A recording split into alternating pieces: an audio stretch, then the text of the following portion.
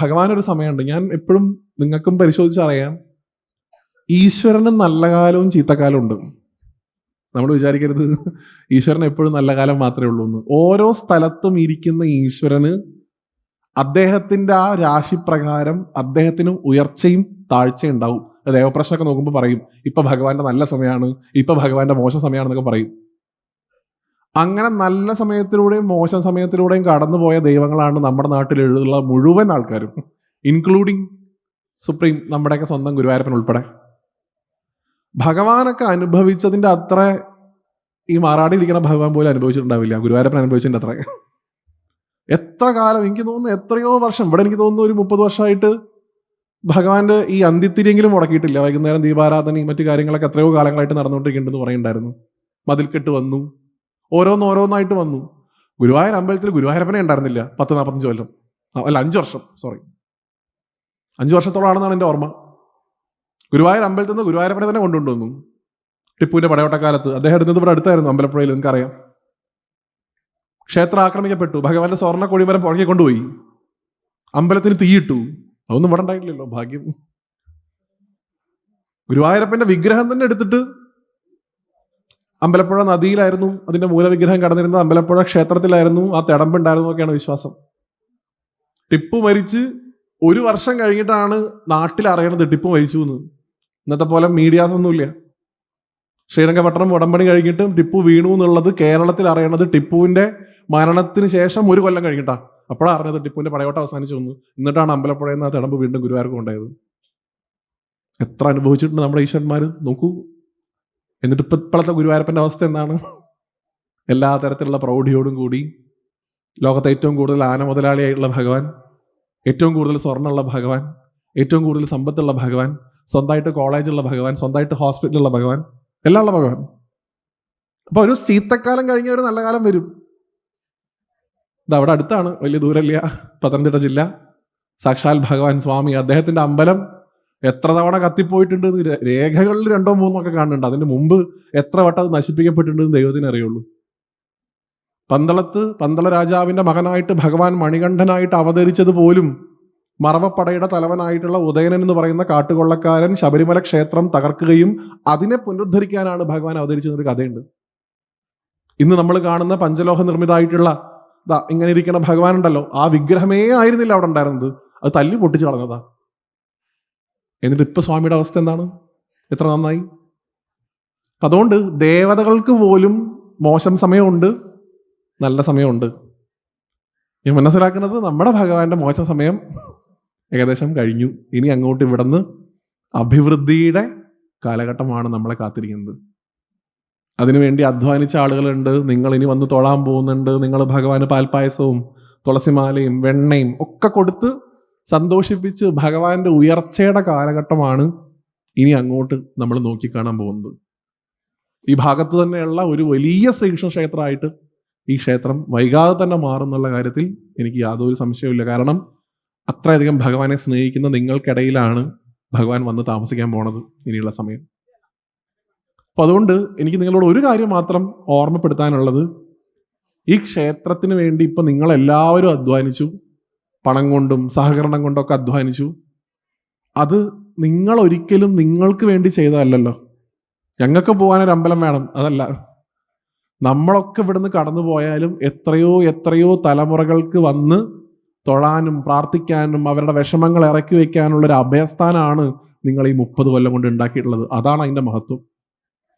എത്രയോ തലമുറകൾ, നമ്മുടെ തലമുറ കഴിഞ്ഞ് അടുത്ത തലമുറ കഴിഞ്ഞ് അടുത്ത തലമുറ കഴിഞ്ഞ്, നമുക്കറിയില്ല എത്ര തലമുറകൾക്ക് അവർക്കൊരു ആപത്ത് വരുമ്പോൾ ഓടിച്ചെല്ലാനുള്ള ഒരു ആലയാണ് നിങ്ങൾ ഉണ്ടാക്കി വെച്ചിട്ടുള്ളത്. എന്താണ് അതിൻ്റെ മഹത്വം? സ്വന്തം നാട്ടിൽ ചൈതന്യവത്തായിട്ടൊരു ക്ഷേത്രം ഉണ്ടാവുക എന്ന് പറഞ്ഞാൽ അതിനേക്കാൾ ഭാഗ്യമുള്ള വേറൊരു കാര്യമില്ല എന്ന് പറയുക. അതുകൊണ്ടാണ് നമ്മൾ ഇടയ്ക്കിടയ്ക്ക് ഈ മറ്റേ ശ്ലോകം എടുത്ത് ഇടയ്ക്കിടയ്ക്ക് പറയുന്നത് ഹന്തഭാഗ്യം ജനാനാന്ന്. ഇവിടെ ഒന്ന് ജനിക്കാൻ സാധിച്ചല്ലോ ഭഗവാനെന്ന്. അത് ഗുരുവായൂർ മാത്രമല്ല, എല്ലാ നാട്ടിലും പറയാം ഹന്തഭാഗ്യം ജനാനാന്ന്. അവനവന്റെ ദേശക്ഷേത്രം എന്ന് പറയുന്നത് നമ്മളെ സംബന്ധിച്ചിടത്തോളം ഏറ്റവും ആദ്യത്തെ പരിഗണന കൊടുക്കേണ്ട അമ്പല. നിങ്ങൾ ഒരിക്കലും പറയരുതേ ഈ ഭഗവാൻ തന്നെയാണ് ഗുരുവായൂർ ഇരിക്കുന്നത്, അതുകൊണ്ട് ഗുരുവായൂർ പോയാൽ ഇവിടെ പോയ ഫലായിന്ന്. ഇല്ല, ഇവിടെ ഉള്ള ഭഗവാനെ കാണാൻ നിങ്ങൾ ഇവിടെ തന്നെ വരണം. ഗുരുവായൂർ പോയിട്ട് കാര്യമില്ല. ഇവിടെ വന്നിട്ടേ ഗുരുവായൂർ പോലും പോകാൻ പാടുള്ളൂ എന്ന് ഞാൻ പറയും. അവനവൻ്റെ ദേശക്ഷേത്രത്തിനാണ് ആദ്യത്തെ പരിഗണന കൊടുക്കേണ്ടത്. നിങ്ങൾ ഇവിടെ ഒരു ഗുരുവായൂരപ്പൻ്റെ വിഗ്രഹം ഉണ്ടാവുമ്പോൾ, ചൈതന്യം ഉണ്ടാവുമ്പോൾ, ഇവിടെ ഒരു പാൽപ്പായസം കഴിച്ചിട്ട് നിങ്ങൾ ഗുരുവായൂർ 3 ലിറ്റർ കഴിച്ചോളൂ. ഇവിടെ നിങ്ങളൊരു വെണ്ണ നേതിച്ചിട്ട് നിങ്ങൾ ഗുരുവായൂരപ്പന് പഴവും പഞ്ചസാരയും കൊടുത്തോളൂ. ഇവിടെ ചെയ്യാതിരിക്കരുതൊന്നും. കാരണം ഇത് നിങ്ങളുടെ കുട്ടിയാണ്, നിങ്ങളുടെ സ്വന്തമാണ്, നിങ്ങൾക്ക് വേണ്ടി ഉണ്ടാക്കിയിട്ടുള്ളതാണ് ഈ അമ്പലം. ഇതിനിപ്പോൾ ഭാരവാഹികളും മറ്റു കാര്യങ്ങളൊക്കെ ഉണ്ടെന്നുണ്ടെങ്കിൽ ഇത് മുഴുവൻ ഉടമസ്ഥരാരാന്ന് ചോദിച്ചു കഴിഞ്ഞാൽ ഈ നാട്ടുകാർ മുഴുവൻ തന്നെ ഉടമസ്ഥരാ. നിങ്ങളുടെ അമ്പലമാണ്, നിങ്ങൾക്ക് കിട്ടുന്ന പ്രിവിലേജ് ഇവിടെ ഒരാൾക്കും കിട്ടാൻ പോണില്ല. ഇവിടുന്ന് അത്യാവശ്യം ദൂരമുണ്ട് ഗുരുവായൂർക്ക്, എനിക്കറിയാം. എന്തിനാണ് വെറുതെ ഓടുന്നത് എപ്പോഴും? സ്വന്തം നാട്ടിലൊരു ഗുരുവായൂരുണ്ടെന്ന് കരുതി ഇവിടെ ഇരിക്കണ ഗുരുവായൂരപ്പനെ വന്ന് തൊഴുക, അദ്ദേഹത്തിൽ ഗുരുവായൂരപ്പനെ കാണാൻ പഠിക്കുക. ഗുരുവായൂരപ്പനെ ഒരിക്കലും പറഞ്ഞിട്ടില്ല ഞാൻ ഗുരുവായൂർ മാത്രമേ ഉള്ളൂ. ഗുരുവായൂർ മാത്രമല്ല ഗുരുവായൂരപ്പനുള്ളത് എന്നുള്ളത് പഠിക്കുക എന്നുള്ളത് ആധ്യാത്മികതയുടെ ആദ്യത്തെ പാഠം. ഈ സർവ്വചരാചരങ്ങളിൽ നിന്ന് ഇറങ്ങി നിൽക്കുന്ന ആ ഭഗവാനാണെന്നുള്ള ഭാവം, ആ ഭാവം കാണുമ്പോൾ ഏറ്റവും ആദ്യം ആ ഭഗവാൻ എവിടെ ഉണ്ട്? സ്വന്തം നാട്ടിലെ അമ്പലത്തിലുണ്ട്. അത് കഴിഞ്ഞിട്ടൊക്കെ മനസ്സിലാക്കിയാൽ മതി എൻ്റെ ഉള്ളിലും ആ ഭഗവാൻ ഉണ്ട് എന്നൊക്കെ. അപ്പം അതുകൊണ്ട് ഇവിടെ ഇരിക്കുന്ന ആ ഭഗവാനെ നിങ്ങൾക്ക് നാളത്തെ ഒരു ദിവസം കൂടെ കഴിഞ്ഞാൽ ചെന്ന് ആരാധിക്കാനുള്ള അവസരം കിട്ടണു. ഇവിടെ സ്ഥിരമായിട്ട് ഗുരുവായൂർ പോകുന്ന ആൾക്കാർ, അല്ലെങ്കിൽ വിഷ്ണു സഹസ്രനാമം ജപിക്കുന്ന ആൾക്കാരൊക്കെ ഉണ്ടാവുമെന്ന് ഞാൻ കരുതുന്നു. സ്വന്തം അമ്പലത്തിൻ്റെ വില മനസ്സിലാവാൻ ഗുരുവായൂർ അമ്പലത്തിൽ പോവുക, എന്നിട്ട് ഗുരുവായൂരപ്പനെ തൊഴുത്, ഗണപതി ഭഗവാനെ തൊഴുത്, നിങ്ങൾ മറ്റേ താമരക്കണ്ണനൊക്കെ തൊഴുണ്ടെങ്കിൽ അവിടെയൊക്കെ തൊഴുതതിന് ശേഷം ആ പുറകിലുള്ള അനന്തശയനത്തിൻ്റെ ഒരു വിഗ്രഹം ഉണ്ട്, കണ്ടിട്ടുണ്ടാവും ഗുരുവായൂരപ്പൻ്റെ ശ്രീകോവിലിൻ്റെ നേരെ പുറകിൽ. അവിടെ ആ മേൽശാന്തി പ്രസാദം കൊടുക്കണതിൻ്റെ ഇടത് ഭാഗത്തായിട്ട് ഇരുന്നിട്ടുകൊണ്ട് നിങ്ങൾ വിഷ്ണു സഹസ്രനാമം ജപിക്കുക. സാധാരണഗതിയിൽ ഒരാൾക്കും അത് കംപ്ലീറ്റ് ചെയ്യാൻ പറ്റില്ല, ചൊല്ലി തീർക്കാൻ പറ്റില്ല നിങ്ങളെ കൊണ്ട്. എന്തുകൊണ്ട്? 10 മിനിറ്റ് കഴിഞ്ഞാൽ അവിടുത്തെ ആൾക്കാർ പറയും ഇനി പുറത്തിറങ്ങിയിട്ട് ബാക്കി ജപിച്ചാൽ മതി, ഇവിടെ ഇരിക്കേണ്ടെന്ന്. അത്രേ ഉള്ളൂ.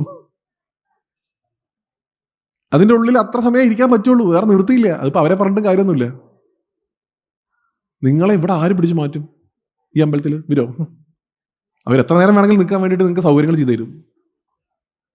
നിങ്ങൾക്കിപ്പോൾ തോന്നുകയാണ് ഗുരുവായൂരപ്പന് ഒരു മഞ്ഞ ഉടുപ്പ് നിങ്ങളുടെ സ്വന്തം കൈകൊണ്ട് തുന്നി സമർപ്പിക്കണം, ഞാൻ കൊടുക്കണ ഡ്രസ്സ് ഇട്ടിട്ട് എനിക്ക് എൻ്റെ ഉണ്ണിയെ കാണണം, രാവിലെ നട തുറക്കണ സമയത്ത് ഞാൻ കൊടുത്ത ഡ്രസ്സ് ഇട്ടിട്ട് ചിരിച്ചുകൊണ്ട് നിൽക്കണത് കാണണം. അൺഫോർച്ചുനേറ്റ്ലി നിങ്ങൾക്ക് ഗുരുവായൂർ പോയിട്ട് നിങ്ങൾ കൊടുക്കുന്ന ഡ്രസ്സ് അവിടെ ചാർത്തില്ല, പഠിക്കൽ വെക്കാം, അതിൻ്റെ ഉള്ളിലേക്ക് എടുക്കില്ല, അത് എടുത്ത് മാറ്റി വയ്ക്കുക, അവിടെ നിന്ന് പുറത്തേക്ക് കൊണ്ടുപോകാൻ പറയും. ഗുരുവായൂരപ്പൻ എടുക്കുന്നുണ്ട്, അതിൽ തർക്കമില്ല.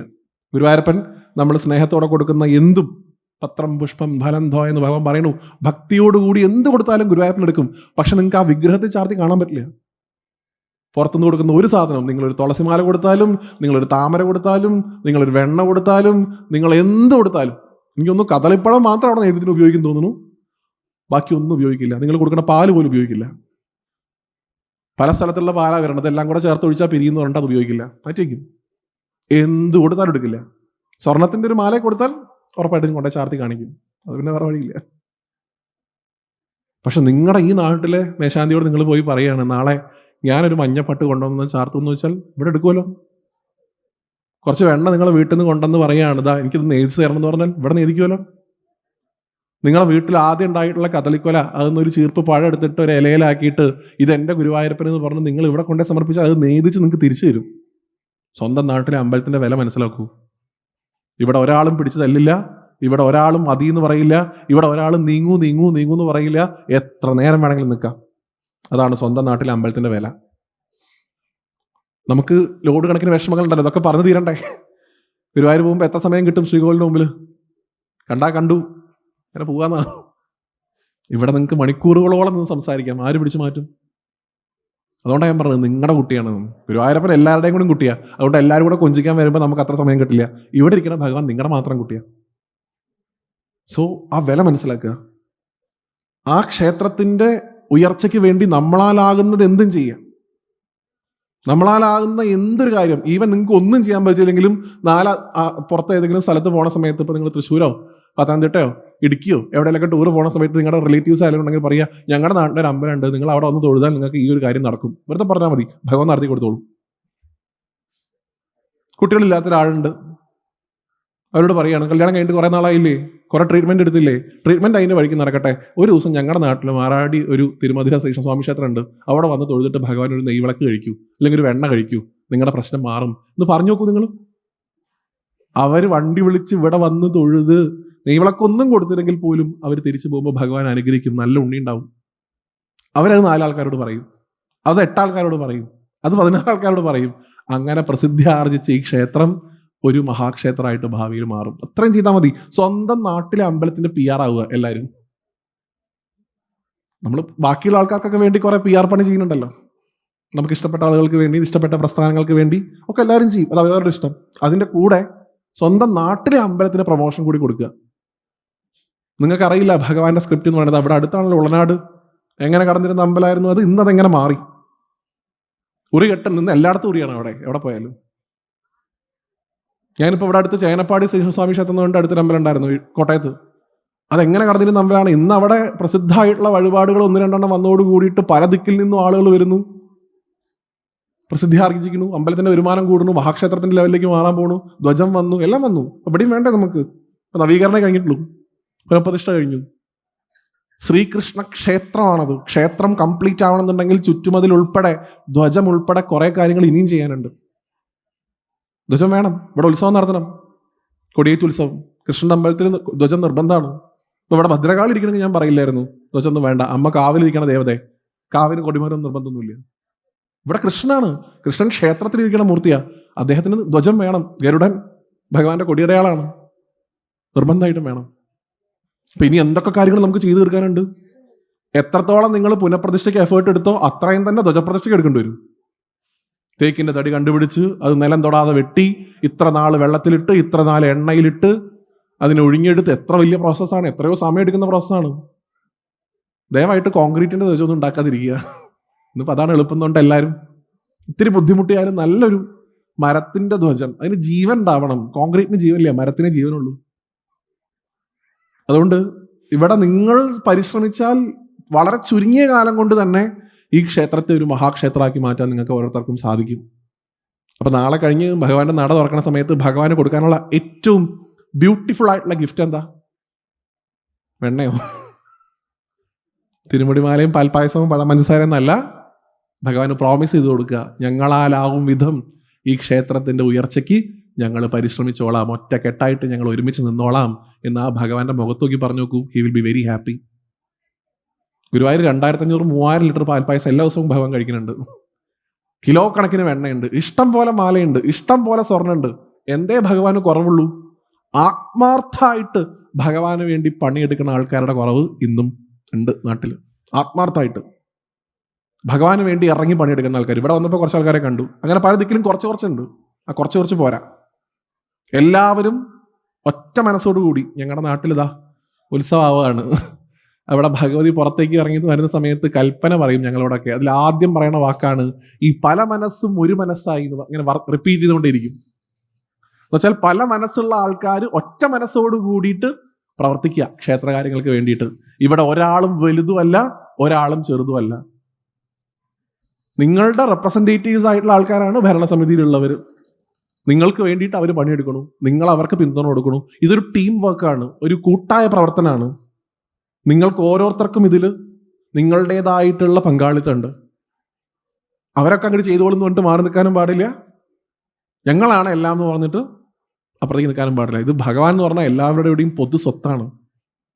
ഞങ്ങളുടെയൊക്കെ നാട്ടിൽ ഭാഗവത സപ്താഹം നടക്കുന്ന സമയത്ത്, ഭഗവാൻ കൃഷ്ണാവതാരം ഉണ്ടാവുന്ന സമയത്ത് അവിടെ ചൊല്ലിയിരുന്നൊരു പാട്ടുണ്ടായിരുന്നു, ഈ നീലക്കല്ല് എന്ന് പറഞ്ഞിട്ടൊരു പാട്ട്. നിങ്ങൾ പല ആൾക്കാരും കേട്ടിട്ടുണ്ടാവും അത്. കല്ലു വേണോ നീല നിറം പോലും നല്ല കല്ലു വേണോ, മല്ല വൈരി പേര് പോലുന്ന കല്ലു വേണം. കേട്ടില്ലേ? ആ, അങ്ങനെ ഒരു പാട്ടുണ്ട്, കേൾക്കുക, യൂട്യൂബിലൊക്കെ ഉണ്ട്. അതിലൊരു ഭാഗത്ത് പറയും, ഗോപബാലന്മാരാ മുത്തുമാലയുടെ നടുക്കായി ഗോപതിയായി വിളങ്ങും കൃഷ്ണക്കല്ലു വേണമോ എന്നാണ് പാട്ടിൽ പറയുക. എന്നുവെച്ചാൽ ഗോപബാലന്മാരാകുന്ന ഒരു മാല, അതിന് നടുക്കായിട്ട് വിളങ്ങുന്ന കൃഷ്ണനാകുന്ന രത്നം, അതാണ് നമ്മുടെ അമ്പലം. അതിൽ ആ ഗോപബാലന്മാരാവുന്ന രത്നങ്ങളാണ് നമ്മൾ ഓരോരുത്തരും. അതിൻ്റെ നടുക്ക് ഭഗവാൻ ഇരിക്കണം. അതുകൊണ്ട് ആ ഭഗവാനെ നമ്മളാലാവും വിധം സേവിക്കുക. ഭഗവാൻ പ്രപഞ്ചത്തിന്റെ മുഴുവൻ നാഥനാണ്. ഇത് അവിടെ തന്നെ ഉണ്ട്. ലക്ഷ്മി അദ്ദേഹത്തിന്റെ പത്നി, ഈ ലോകത്തുള്ള സകല ഐശ്വര്യങ്ങളുടെയും നാഥ. ആ ഭഗവതിയുടെ ഭർത്താവായിട്ടുള്ള ആ ഭഗവാൻ, അദ്ദേഹത്തിന് സമ്പത്തിന്റെ ആവശ്യമില്ല, സ്വർണത്തിന്റെ ആവശ്യമില്ല. ആകെ ഭഗവാന് വേണ്ടത് സ്നേഹമാണ്. ആ സ്നേഹം നിങ്ങൾ സമർപ്പണങ്ങളായിട്ട് കൊടുക്കുക, ആ സ്നേഹം പാൽപ്പായസമായിട്ട് കൊടുക്കുക, ആ സ്നേഹം വെണ്ണയായിട്ട് കൊടുക്കുക, ആ സ്നേഹം നെയ്വിളക്കായിട്ട് കൊടുക്കുക. ഇപ്പോഴേ ഞാൻ പറയാം, ഭഗവാൻ ഇവിടെ അദ്ദേഹത്തിന്റെ പൂർണ്ണ സാന്നിധ്യം പ്രകടമാക്കാൻ പോണതിന് മുമ്പേ നിങ്ങളോട് പറയണ സ്റ്റാറ്റ്യൂട്ടറി വാണിംഗ് ആണ്. ദയവായി ദയവായി ദയവായി ഒരു പാൽപ്പായസം മുമ്പിൽ വെച്ച് കൊടുത്തിട്ട് കൃഷ്ണ എനിക്കിത് ചെയ്തു തരണം എന്ന് പറയരുത്. ദയവായിട്ട് പറയരുത്. അത് ബിസിനസ്സാ. ബാർട്ടർ സമ്പ്രദായം നടത്താനുള്ള സ്ഥലമല്ല അമ്പലം. ഈ പാൽപ്പായസം അങ്ങടെടുത്തിട്ട് എനിക്ക് PSC ജോലി ഇങ്ങെടുത്തായോ? അതല്ല. നിങ്ങൾ സ്നേഹത്തോടെ നിങ്ങളുടെ കുട്ടിക്ക് കൊടുക്കണ ഭക്ഷണമാണ് അത്. കണക്ക് വെക്കരുത് ഒരു കാരണവശാലും. കൊടുത്തില്ലെങ്കിലും വേണ്ടില്ല. പക്ഷെ ഭഗവാനോട് നിങ്ങൾ ചോദിക്കണം. ഞാൻ പറഞ്ഞു, നിങ്ങളുടെ കുട്ടിയാണ്. നിങ്ങൾക്കൊരാവശ്യം വന്നു കഴിഞ്ഞാൽ എങ്ങനെയാണോ എൻ്റെ അമ്മ എന്നോട് ഫോൺ ചെയ്തിട്ട് പാല് വാങ്ങിയിട്ട് വാടാ എന്ന് പറയണത്, അതുപോലെ പറയാൻ പറ്റണം ഭഗവാനോട്. കൃഷ്ണ എനിക്ക് ജോലി വേണം, കുറെ നാളായി കല്യാണം കഴിയാണ്ട് നടക്കുന്നുണ്ട്, എനിക്കൊരു ഭാര്യ വേണ്ടേ. ഓപ്പണായിട്ട് സംസാരിക്കാം ഭഗവാനോട്. ഓപ്പണായിട്ട് സംസാരിക്കണവരെ വലിയ ഇഷ്ടമാണോ? മറച്ചു വെക്കാതെ സംസാരിക്കുക, ഉള്ളു തുറന്ന് നിഷ്കളങ്കമായിട്ട് സംസാരിക്കുക. പൈസ വേണമെന്നുണ്ടെങ്കിൽ പൈസ വേണമെന്ന് പറയുക, അല്ലാണ്ട് ഒരു തുളസിമാല ചാർത്തിയിട്ട് പൈസ തരണേന്ന് പറയാതിരിക്കുക. ബിസിനസ് ആക്കി മാറ്റരുത്. ഫ്രാങ്ക് ആയിട്ട് ചോദിക്കുക, ഭഗവാനെ ഇന്ന ഒരു ഫൈനാൻഷ്യൽ സിറ്റുവേഷൻ എനിക്കുണ്ട്, ഇത്ര രൂപ നാളെ ബാങ്കിൽ അടയ്ക്കണം, എന്തെങ്കിലും ഒരു വഴി കാണിച്ചു തരണേ എന്ന് ഒന്നും കൊടുക്കാതെ പ്രാർത്ഥിച്ചാവും, ഒരു കുഴപ്പമില്ല. ദയവായി എന്തെങ്കിലും കൊടുത്തിട്ട് ഇതിന് പകരം കൃഷ്ണ എനിക്കിത് തരണമെന്ന് പറയരുത്. ഭഗവാൻ നമ്മുടെ വേലക്കാരനോ നമ്മളെ കയ്യിൽ നിന്ന് എന്തോ പ്രതീക്ഷിച്ചിരിക്കുന്ന ആളല്ല. ആകെ പ്രതീക്ഷിക്കുന്നത് സ്നേഹമാണ്. ഒന്നും കൊടുത്തില്ലെങ്കിലും സ്നേഹിച്ചാൽ മാത്രം മതി, വേറെ ഒന്നും വേണ്ട. ഗുരുവായൂരപ്പന്റെ ഭക്തിയിൽ ഉണ്ടാവുന്ന ഒരു പ്രശ്നമാണത്. പ്രശ്നമാണ്, ഒരേപോലെ അനുഗ്രഹമാണ്. നിങ്ങൾക്ക് ചിട്ടകൾ വേണ്ട, ശുദ്ധിയിൽ അധികം പ്രശ്നങ്ങൾ ഭഗവാൻ പറയില്ല, ഒരുപാട് മെറ്റീരിയൽസ് വേണമെന്നില്ല. ആകെ ഭക്തിയുള്ളൊരു മനസ്സ് മാത്രം ഉണ്ടായാൽ മതി. മഹാദേവനിലേക്ക് അമ്മയിലേക്കൊക്കെ വരുമ്പോൾ അതിന് സ്ട്രക്ചർ മാറും. ഭക്തി കുറച്ച് കുറഞ്ഞാലും ചിട്ട കൂടുതൽ വേണം അമ്മയ്ക്ക് ഭഗവതിയുടെ കാര്യങ്ങൾക്ക്. ഗുരുവായൂരപ്പൻ അങ്ങനെയല്ല, കംപ്ലീറ്റ് ഭക്തിയാണ്. ഈവൻ ഞാൻ തന്നെ പലപ്പോഴും പറയാറുണ്ട്, നിങ്ങൾ ഏറ്റവും കൂടുതൽ ഇന്ന് ഈ സോക്കോൾഡ് അശുദ്ധിയായിട്ട് കാണുന്ന പീരീഡ്സ് അർത്ഥം, ദ്രൗപദിയുടെ വസ്ത്രാക്ഷേപം നടക്കുന്ന സമയത്ത് ദ്രൗപദി രജസ്വലയായിരുന്നു. ആ ദ്രൗപദിയാണ് ഭഗവാൻ പോയിട്ട് പൊതിഞ്ഞ് സംരക്ഷിച്ചത്. ഒരു തരത്തിലുള്ള ബഹുളാശ്വന്റെയും ശുദ്ധദേവന്റെയും രണ്ട് കഥ പറയും ഭാഗവത്തില്. ഒരാൾ വലിയ പണക്കാരനായിരുന്നു, ഒരാൾ വളരെ താഴ്ന്ന ആളായിരുന്നു. പൈസ ഒന്നും ഉണ്ടായിരുന്നില്ല. രണ്ടുപേരും ദ്വാരകയിൽ പോയിട്ട് ഭഗവാനോട് പറയും, ഇന്നേ ദിവസം ഞങ്ങളുടെ വീട്ടിലേക്ക് ഊണ് കഴിക്കാൻ വരണേന്ന്. രണ്ടുപേരും പറഞ്ഞ ദിവസവും സമയവും ഒന്ന് തന്നെയായിരുന്നു. ഭഗവാൻ രണ്ട് വീട്ടിലും ഒരേ സമയം പോയി. ഒരു സ്ഥലത്ത് ഗംഭീരമായിട്ടുള്ള സദ്യ ഉണ്ടായിരുന്നു, ഒരു സ്ഥലത്ത് ഒന്നും ഉണ്ടായിരുന്നില്ല, കഞ്ഞിയും പയറും മാത്രമേ ഉണ്ടായിരുന്നുള്ളൂ. രണ്ടും ഹാപ്പി ആയിട്ട് കഴിച്ചു. രണ്ടുപേരോടും പറഞ്ഞു, നിങ്ങൾക്ക് രണ്ടുപേർക്കും നല്ലത് വരട്ടെ, അത്രേ ഉള്ളൂ. അല്ലാണ്ട് കുറെ തന്ന ആളുകൾക്ക് ഡബിൾ അനുഗ്രഹവും കഞ്ഞിയും പയറും കൊടുത്ത ആൾക്കാർക്ക് കുറച്ചും ആ ഏർപ്പാടില്ല. ഭക്തിയോടുകൂടി ആര് വിളിച്ചാലും, ഭക്തിയോടുകൂടി ആരൊക്കെ സമീപിച്ചാലും അവർക്ക് ഉള്ളു തുറന്ന് തന്നെ എടുത്തു കൊടുക്കുന്ന ആളാണ് ഭഗവാൻ. അതുകൊണ്ട് എനിക്ക് നിങ്ങളോട് അഭ്യർത്ഥിക്കാനുള്ളത്, നിങ്ങളുടെ കുട്ടിയായിട്ട് കാണുക, നിങ്ങളുടെ സ്വന്തം ഉണ്ണി. ഇവിടെ രാവിലെ ഞാൻ ചോദിച്ചപ്പോൾ പറഞ്ഞത്, ഇവിടെ രാവിലെ ഭാവത്തിൽ ഭഗവാൻ കുട്ടിയായിട്ട് വൈകുന്നേരം ആകുമ്പോഴേക്കും ഭഗവാൻ ആ ഒരു വലിയ മഹാപുരുഷന്റെ രൂപത്തിലേക്ക് മാറുന്ന ഭാവമാണ് ഈ ക്ഷേത്രത്തിലുള്ളത്. ആയിക്കോട്ടെ, ഇപ്പൊ ഗുരുവായൂരിരിക്കുന്നത് കൃഷ്ണനല്ലല്ലോ. ഗുരുവായൂരിലെ വിഗ്രഹവും ഗുരുവായൂർ നടക്കുന്ന പൂജകളൊക്കെ വിഷ്ണുവിനാണ്. തന്ത്രസമുച്ചയാണ് അവിടെ ആധികാരിക ഗ്രന്ഥം. കൃഷ്ണന്റെ പൂജ വരുന്നത് ശേഷ സമുച്ചയം എന്ന് പറയുന്ന ഗ്രന്ഥത്തിലാണ്. ആ ഗ്രന്ഥം ഉപയോഗിച്ചിട്ടല്ല ഗുരുവായൂർ പൂജ നടത്തുന്നത്. പക്ഷെ നമുക്ക് കൃഷ്ണൻ അല്ലെങ്കിൽ ഗുരുവായൂരപ്പൻ എന്ന് പറയുന്നത് ഉണ്ണികൃഷ്ണനാണ്, കുട്ടിയാണ്. നമുക്കിഷ്ടമുള്ള പോലെ കാണാം, ഒരു കുഴപ്പമില്ല. അതുകൊണ്ട് ഒരു കാരണവശാലും പ്രിയപ്പെട്ടവരെ, ഇവിടെ കൊടുക്കുന്ന ഒന്നിനും കണക്ക് വയ്ക്കരുത്. ഇവിടെ കൊടുക്കുന്ന എന്തിനെങ്കിലും തിരിച്ച് പ്രതീക്ഷിക്കരുത്. നിങ്ങൾ തിരിച്ച് പ്രതീക്ഷിക്കാതിരിക്കുമ്പോൾ തന്നുകൊണ്ടേയിരിക്കും ഭഗവാൻ. അൺലിമിറ്റഡ് ഓഫറാ, അങ്ങനെ കിട്ടും. എപ്പോഴും ഞാൻ പറയാറുള്ളൊരു കാര്യമാണ്, ദയവായി ഭഗവാനെ പ്രതീക്ഷിക്കുക, അല്ലാതെ ഭഗവാന്റെ കയ്യിൽ നിന്ന് ഒന്നും പ്രതീക്ഷിക്കാതിരിക്കുക. ഭഗവാനെ പ്രതീക്ഷിച്ച് കഴിഞ്ഞാൽ കിട്ടുന്നതൊക്കെ ശാശ്വതമായിട്ടുണ്ടാവും, എല്ലാ കാലത്തും നിലനിൽക്കും. ഭഗവാന്റെ കയ്യിൽ നിന്നാണ് പ്രതീക്ഷിക്കണമെന്നുണ്ടെങ്കിൽ അതിന് വളരെ ചുരുങ്ങിയ സമയത്ത് ആയുസ് മാത്രമേ ഉണ്ടാവുള്ളൂ എന്ന് മനസ്സിലായിക്കോളൂ. നിങ്ങൾക്ക് അറിയാവുന്ന കഥയാണ്, ഭഗവാൻ ഉറങ്ങണ സമയത്ത് അർജുനനും ദുര്യോധനും കൂടെ ഭഗവാനെ കാണാൻ പോയ കഥ. ഭഗവാൻ എണീറ്റ് നോക്കിയപ്പോൾ കാലിൻ്റെ അടുത്ത് അർജുനുണ്ട്, തലഭാഗത്ത് ദുര്യോധനുണ്ട്. ഞാൻ ആദ്യം വന്നെന്ന് പറഞ്ഞ് ചെറിയ കലഹമൊക്കെ ഉണ്ടാവും രണ്ടുപേരും തമ്മിൽ. അതിനുശേഷം ഭഗവാൻ ചോദിക്കും, നിങ്ങൾക്ക് എന്താ വേണ്ടത്? രണ്ടുപേരും പറയും, ഞങ്ങളുടെ പക്ഷത്ത് നിന്ന് യുദ്ധം ചെയ്യണം ഭഗവാനെ. ഭഗവാൻ പറയുന്നു, ഈ യുദ്ധത്തിന് ഞാൻ പങ്കെടുക്കില്ല, ഞാൻ ആ യുദ്ധം എടുക്കില്ല. നിങ്ങൾ രണ്ടുപേരും എൻ്റെ ബന്ധുജനങ്ങളാണ്, അതുകൊണ്ട് യുദ്ധം ചെയ്യാത്ത എന്നെ വേണമെങ്കിൽ നിങ്ങൾക്ക് സ്വീകരിക്കാം. ദുര്യോധനൻ പറഞ്ഞു, ഊണ് കഴിക്കാൻ ഇവിടെ ഇഷ്ടംപോലെ ആൾക്കാർ ഓൾറെഡി ഉണ്ട്. ഊണ് കഴിക്കാനും പഴംപൊരി കഴിക്കാനും ചായ കുടിക്കാനും വേണ്ടി മാത്രം, കലവറയ്ക്ക് വരാൻ വേണ്ടി മാത്രം ഇവിടെ ഒരാൾ ഞങ്ങൾ അപ്പോയിന്റ് ചെയ്യണില്ല. വേറെ ഓപ്ഷൻ എന്താ ഉള്ളത്? എൻ്റെ സേനയുണ്ട്, നാരായണ സേന, ഗംഭീരാണ്, ഇത്ര അക്ഷൗണിയുണ്ട്, വേണമെങ്കിൽ അതെടുക്കാം, അത് മതി എന്ന് പറഞ്ഞു. അർജുനോടും ചോദിച്ചു, എന്നെ വേണോ? ഞാൻ ഒന്നും ചെയ്യില്ല, വെറുതെ ഇരിക്കുകയുള്ളൂ, മുടക്കാച്ചിറക്കാണോ, താല്പര്യമുണ്ടോ? മതി, എന്തില്ലെങ്കിലും കൃഷ്ണ അങ്ങേ കിട്ടിയാൽ മതി എന്ന് പറഞ്ഞു. ഏതാണ് ശാശ്വതമായിട്ട് നിന്നത്? നാരായണ സേന കാറ്റുപോയി. കൃഷ്ണൻ ഉണ്ടായിരുന്ന പാണ്ഡവർക്ക് അന്തിമമായിട്ടുള്ള വിജയം ഉണ്ടായി. അതുകൊണ്ട് ഓൾവേസ് എക്സ്പെക്ട് ലോർഡ് കൃഷ്ണ. എപ്പോഴും ഭഗവാനെ എക്സ്പെക്ട് ചെയ്യുക, ഭഗവാനെ പ്രതീക്ഷിക്കുക, ഭഗവാനെ കിട്ടാൻ വേണ്ടി പണിയെടുക്കുക. അതല്ലാതെ ഭഗവാനിൽ നിന്ന് കിട്ടാൻ വേണ്ടി പണിയെടുക്കരുത്. എന്ത് കൊടുക്കുമ്പോഴും അതിന് കണക്ക് സൂക്ഷിച്ചാൽ ആ കണക്ക് നിങ്ങൾ ഒരു ദിവസം പറയേണ്ടി വരും ഭഗവാന്റെ മുമ്പിൽ നിന്നുകൊണ്ട്. നിങ്ങളെ കൊണ്ട് പറയിക്കും ഭഗവാൻ. ആ കുട്ടിക്ക് നല്ല വികൃതി കൂടുതലാണ്, ഇപ്പോഴേ മനസ്സിലായിക്കോളൂ. നിങ്ങൾ വെക്കുന്ന കണക്കിന്റെ അപ്പുറത്തെ കണക്ക് പുസ്തകം ഭഗവാനുണ്ട്. Each and everything he counts. ഓരോ കാര്യവും ഭഗവാൻ കണക്കിൽ വെക്കുന്നുണ്ട്, ഓർത്തോളൂ. ഗുരുവായൂർ സമ്പ്രദായത്തിൽ, ഗുരുവായൂർ പോയി പരിചയമുള്ള ആൾക്കാരാണല്ലോ എല്ലാവരും. എല്ലാ ദിവസവും രാത്രി തൃപ്പുകയ്ക്ക് മുമ്പായിട്ട് അവിടെ നടക്കുന്ന ഒരു ചടങ്ങുണ്ട്. എന്താ അത്? പറയൂ. എല്ലാ ദിവസവും അത് കഴിഞ്ഞിട്ടേ ഭഗവാൻ ഉറങ്ങുള്ളൂ. എന്ത്? ഓലവായന എന്ന് പറഞ്ഞിട്ടൊരു ചടങ്ങുണ്ട് ഗുരുവായൂർ, പോയി നോക്കുക രാത്രി. ഓരോ ദിവസത്തെയും കണക്ക് ഭഗവാന്റെ മുമ്പിൽ വിളിച്ച് പറയണം, ഇന്നന്റെ കാര്യങ്ങൾ ഞങ്ങൾ ചെയ്തിട്ടുണ്ട് കൃഷ്ണ, എന്നിട്ടേ ഉറങ്ങുള്ളൂ. അത് കേട്ടിട്ട് 10 കാരം വായരന് ഭഗവാന്റെ മുമ്പിൽ വന്നിട്ട് ഓല വായിക്കും, ഇത്ര പാൽപ്പായസത്തിന് ഇത്ര പാലെടുത്തു, ഇത്ര പഞ്ചസാര എടുത്തു വന്നു. കണക്ക് കൃത്യമായിരിക്കണം. ആ കണക്ക് സാറ്റിസ്ഫൈഡ് ആണെന്ന് പറഞ്ഞാൽ അതിൻ്റെ ഇടയിൽ ഒപ്പിട്ടിട്ടേ മൂപ്പര് ഉറങ്ങാൻ പോവുള്ളൂ. അതുകൊണ്ട് ദയവായി കണക്ക് വെക്കാതിരിക്കുക. മൂപ്പര് വെച്ചോട്ടെ, മൂപ്പര് നമ്മൾ വെക്കണമെന്നതിന് കണക്ക് വെച്ചിട്ടുണ്ട് എപ്പോഴും. ഭഗവാന്റെ പാരമ്പര്യമാണ്, ഭഗവാന്റെ സ്വഭാവമാണ്. തരുമ്പോ ഒന്നും നിങ്ങളുടെ കയ്യിൽ തന്നു വിടില്ല. ഇപ്പോഴേ ഞാൻ പറയാം, ഒരാൾക്കും ഒന്നും കയ്യിൽ കൊടുക്കില്ല, പകരം കുടുംബത്ത് കൊടുക്കും. എല്ലാം വീട്ടിൽ കൊണ്ടേ കൊടുക്കും. സുധാമാവ് ഈ അവിലും കൊണ്ടൊക്കെ പോയപ്പോൾ മൂപ്പരുടെ കയ്യിൽ ഭഗവാൻ പോണ നേരത്ത് നമ്മുടെയൊക്കെ വീട്ടിലൊക്കെ ചെയ്യണ പോലെ ഒരു 500 നോട്ട് ഇങ്ങനെ മടക്കിയിട്ട് ഇത് വഴിച്ചെലവിന് ഇരിക്കട്ടെ എന്ന് പറഞ്ഞിട്ടില്ല. വീട്ടിലാ കൊടുത്തത്. പോയപ്പോഴേക്കും വീടന്നെ മാറിപ്പോയി. ദുര്യോധനും ഭഗവാനെ ധിക്കരിച്ചതിന് ഒറ്റയ്ക്കല്ല കിട്ടിയത്, കുടുംബത്തോടുകൂടി പോയി. എന്തും വീട്ടിൽ കൊടുക്കണ പാരമ്പര്യ ഗുരുവായൂരപ്പനുള്ളത്. അതുകൊണ്ട് കണക്ക് വെക്കാതിരിക്കുക. സ്നേഹത്തിന് കണക്കുണ്ടായാൽ മതി, അതുണ്ടായിക്കോട്ടെ. ഈ എൻ്റെ നാട്ടിൽ ഷൂട്ട് ചെയ്തിട്ടുള്ളൊരു സിനിമയാണ് വാത്സല്യം എന്ന് പറഞ്ഞിട്ട് ഒരു സിനിമയുണ്ട്. മമ്മൂട്ടി അനുഭവിച്ച ഒരു സിനിമ, നിങ്ങൾ അതിനെ കേട്ടിട്ടുണ്ടാവും. അതിൽ അദ്ദേഹം പറയുന്ന ഒരു ഡയലോഗ് ഉണ്ട്, എൻ്റെ കയ്യിൽ കണക്കില്ല പക്ഷെ ദൈവത്തിൻ്റെ കയ്യിൽ കണക്കുണ്ട്. സിദ്ദിഖിൻ്റെ അടുത്ത് പറയും. അതുപോലെ നിങ്ങൾ കൊടുത്ത ഓരോന്നും ഭഗവാൻ കൗണ്ട് ചെയ്യുന്നുണ്ട്. സ്നേഹത്തോടെ കൊടുത്തെങ്കിൽ മാത്രം. ഇല്ലാന്നുണ്ടെങ്കിൽ അതിന് വാല്യൂ ഇല്ല.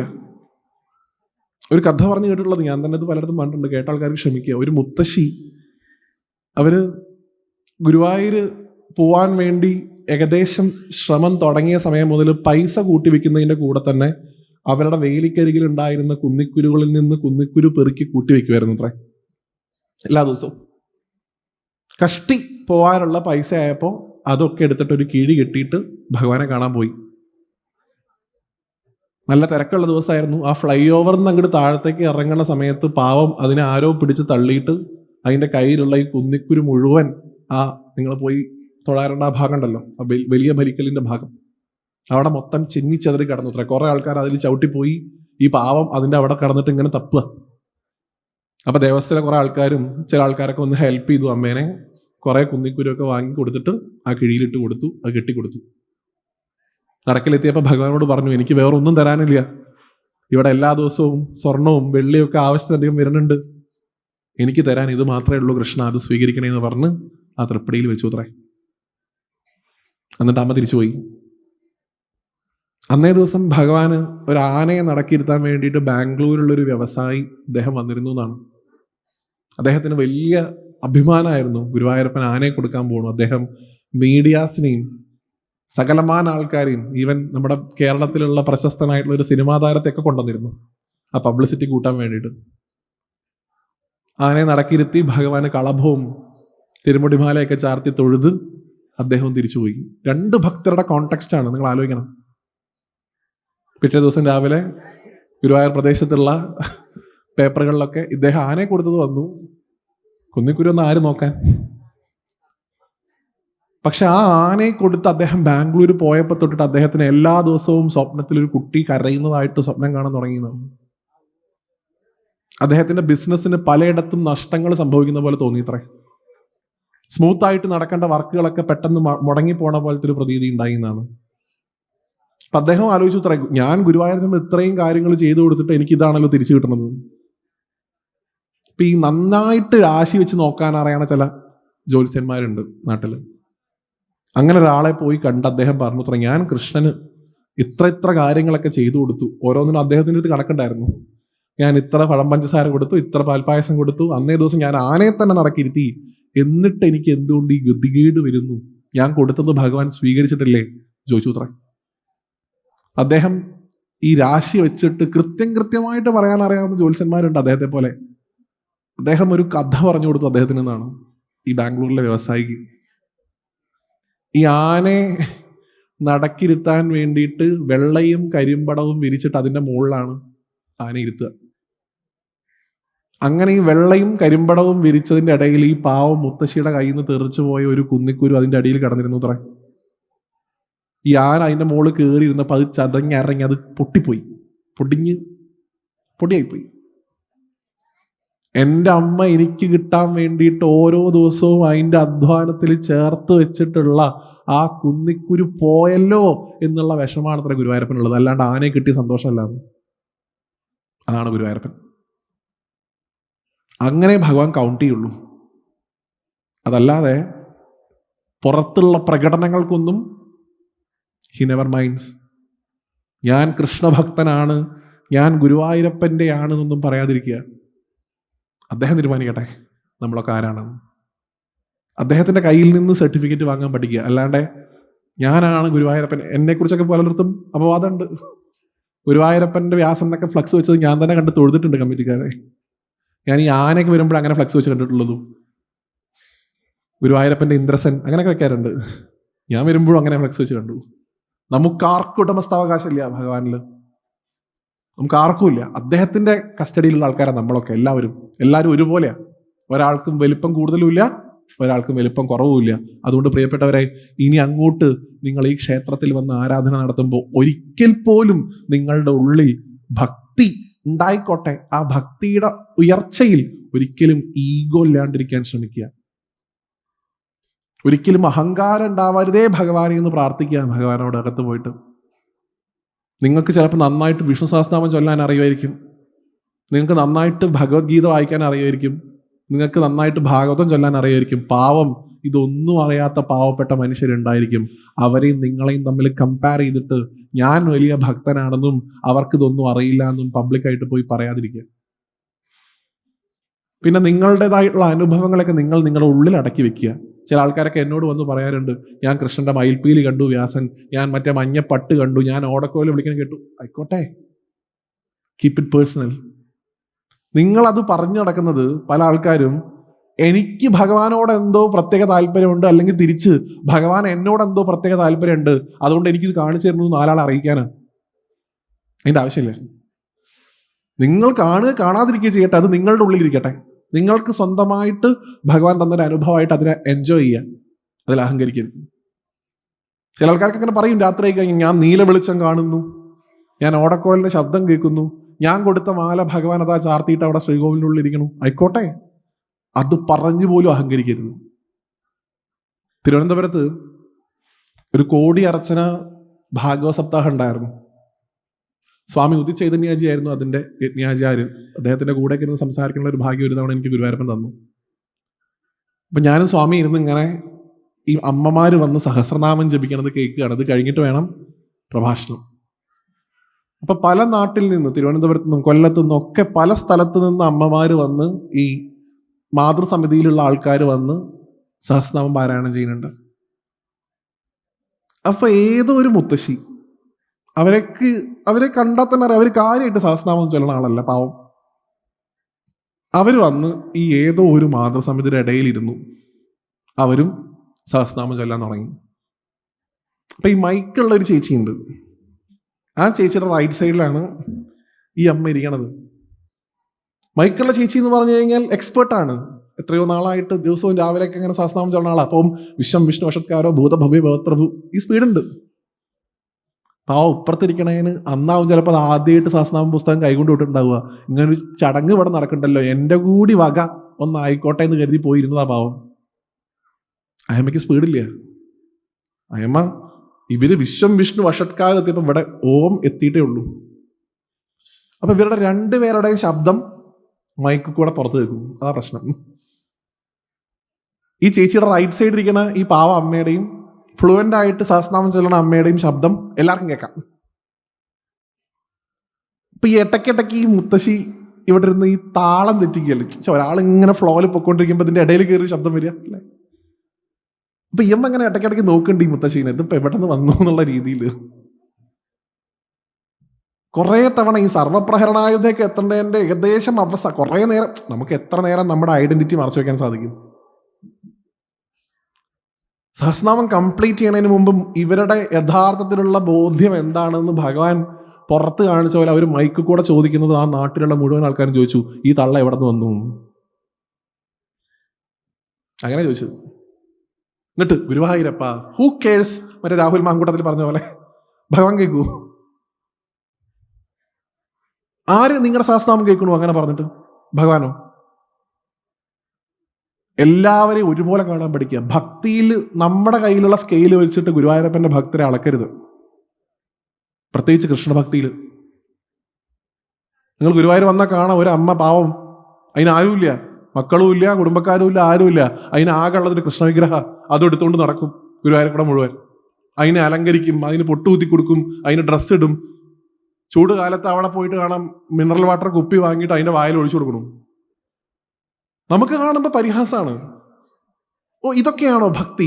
നിങ്ങൾ ആരാണ് ഭക്തി നിർണ്ണയിക്കാൻ? നിങ്ങളുടെ സ്കെയിൽ വെച്ച് അളക്കാൻ നിങ്ങളെ ആരെങ്കിലും ചുമതലപ്പെടുത്തിയിട്ടുണ്ടോ? ഓരോരുത്തർക്കും ഓരോ രീതിയിൽ ഭഗവാനെ ആരാധിക്കാനുള്ള സ്വാതന്ത്ര്യം ഉണ്ട് ഈ നാട്ടിൽ. നിങ്ങൾ ഭഗവത്ഗീത പഠിച്ചു, ഭാഗവതം പഠിച്ചു എന്ന് വെച്ചിട്ട് നമ്മൾ വലിയ ഭക്തരായി, ഇതൊക്കെ കോപ്രായമായിട്ട് നിങ്ങൾ കാണുന്നുണ്ടെങ്കിൽ ഓർത്തോളൂ, ഭഗവാൻ കണക്ക് എഴുതി വെക്കുന്നുണ്ട്, നിങ്ങൾക്കുള്ള കണക്ക്. ഒരാളെയും ജഡ്ജ് ചെയ്യാതിരിക്കുക. അദ്ദേഹം ജഡ്ജ് ചെയ്തോട്ടെ. നമ്മളായിട്ട് റാങ്ക് ഉണ്ടാക്കണ്ട. ടോപ്പ് 10 ഭക്തർ, അങ്ങനെ ഒരു റാങ്കും ഇല്ലാതിരുന്ന, ഒരു തരത്തിലുള്ള പ്രിവിലേജസും ഇല്ലാതിരുന്ന, ഒരു തരത്തിലുള്ള സാമ്പത്തിക അടിസ്ഥാനവും ഇല്ലാതിരുന്ന ഒരു പാവം മനുഷ്യന്റെ, ഗുരുവായൂരപ്പന്റെ പരമഭക്തന്റെ ഓർമ്മ ദിവസമായിരുന്നു ഇന്നലെ. ആരുടെ? പറയൂ. ഇന്നലെ എന്താ വിശേഷം? കുംഭമാസത്തിലെ അശ്വതി അല്ലെ? കുംഭമാസത്തിലാകുന്നു നമ്മുടെ ജന്മനക്ഷത്രം അശ്വതി നാളെന്നും എന്ന് ഗുരുവായൂരപ്പന്റെ പൂന്താനം ജ്ഞാനപാനയിൽ പറയുന്നു. ഇന്നലെ ആയിരുന്നു കുംഭമാസത്തിലെ അശ്വതി, അദ്ദേഹത്തിന്റെ ജന്മദിനമായിരുന്നു. നോക്കൂ, എങ്ങനെയൊക്കെയുള്ള മനുഷ്യനാണ് ഭഗവാൻ തൻ്റെ ഭക്തിയെ ഈ പ്രപഞ്ചത്തിലേക്ക് എത്തിക്കാൻ വേണ്ടി ഭഗവാൻ ഉപയോഗിക്കുന്നത്. എത്ര കാലം കഴിഞ്ഞിട്ടാണ് ആ പാവത്തിനൊരു കുട്ടി ഉണ്ടാവുന്നത്? ഒന്നാമത് ലേറ്റ് മാരേജ് ആയിരുന്നു, ഓത്തില്ലാത്ത നമ്പൂതിരിയായിരുന്നു. വെച്ചാൽ വേദാഭ്യാസം ചെയ്യിക്കാൻ പാടില്ല. വേദം അറിയാം, പക്ഷെ അഭ്യസിപ്പിക്കാൻ പാടില്ല. ഓത്തില്ലാത്ത നമ്പൂതിരി എന്ന് പറയും. വേദം ഓതാൻ പാടില്ല. അദ്ദേഹത്തിന് ആകെ ഉണ്ടായിരുന്ന വരുമാനം സപ്താഹം നടത്തിയിട്ടും ഭാഗവതം വായിച്ചിട്ടും കിട്ടുന്ന പൈസയായിരുന്നു, തുച്ഛമായിട്ടുള്ള പണം. അതുകൊണ്ട് അധികം തന്നെ പെട്ടെന്ന് അദ്ദേഹത്തിന് കല്യാണം പോലും ശരിയായിരുന്നില്ല. കുറച്ച് കഴിഞ്ഞിട്ടാണ് കല്യാണമൊക്കെ ശരിയായത്. കല്യാണം കഴിഞ്ഞപ്പോഴോ നിരവധി കാലം കഴിഞ്ഞിട്ടും കുട്ടികളുണ്ടായതുമില്ല. കാത്തിരുന്ന് അവസാനം നല്ല ചുറുചുറുക്കുള്ള നല്ല ഐശ്വര്യമുള്ള ഒരു ആൺകുട്ടിയെ കിട്ടി. അന്നപ്രാശത്തിന്റെ അന്ന് ചോറുണ്ടെന്ന ആ കുട്ടി മരിച്ചുപോയി. സാധാരണ രീതിയിലുള്ള ഒരു ഭക്തനാണെങ്കിൽ അല്ലെങ്കിൽ ഒരു ഭക്തയാണെങ്കിൽ ആ നിമിഷം രാജിക്കത്ത് കൊടുക്കാൻ ഗുരുവായൂരപ്പൻ, ഇന്നത്തോടുകൂടി നമ്മൾ തമ്മിലുള്ള ബന്ധം തീർന്നു. ഇത്ര നാൾ നിന്റെ പുറകെ നടന്നിട്ട് നീ എനിക്കിതല്ലേ തന്നത് കൃഷ്ണ എന്ന് ചോദിക്കാം. പൂന്താനത്തിന്റെ ഭാര്യ ചോദിച്ചിരുന്നു. മേലാൽ ഞാൻ ഭഗവാനെ തൊഴിൽ, അത് വെറും കല്ലാണെന്ന് പറഞ്ഞു അമ്മ. അത് പറയാനുള്ള അവകാശം ആ അമ്മയ്ക്കുണ്ട്. ഭഗവാൻ ഒന്നും പറഞ്ഞില്ല തിരിച്ച്. കാരണം അതൊരു പെറ്റമ്മയുടെ ഉള്ളിൽ നിന്നുള്ള വിളിയാണ്.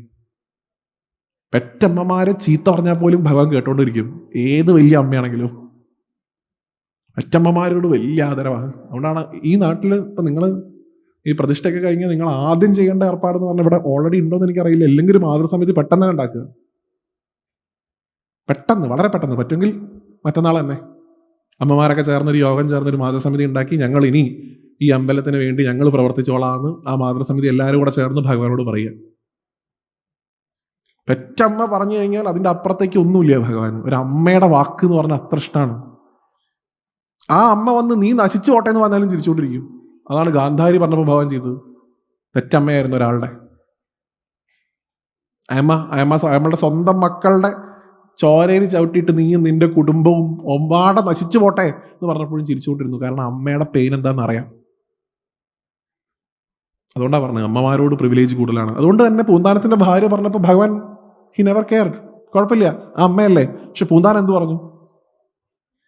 ഉണ്ണികൃഷ്ണൻ മനസ്സിൽ കളിക്കുമ്പോൾ ഉണ്ണികൾ മറ്റു വേണമോ മക്കളായി എന്ന് അദ്ദേഹം എഴുതി തെളിയിച്ചു ജീവിതം കൊണ്ട്. ഞാൻ എല്ലായിടത്തും പറയാറുള്ളതാണ് പ്രിയപ്പെട്ടവരെ. ഇപ്പൊ നേരത്തെ ഞാൻ വീണ്ടും അത് കോട്ട് ചെയ്തു.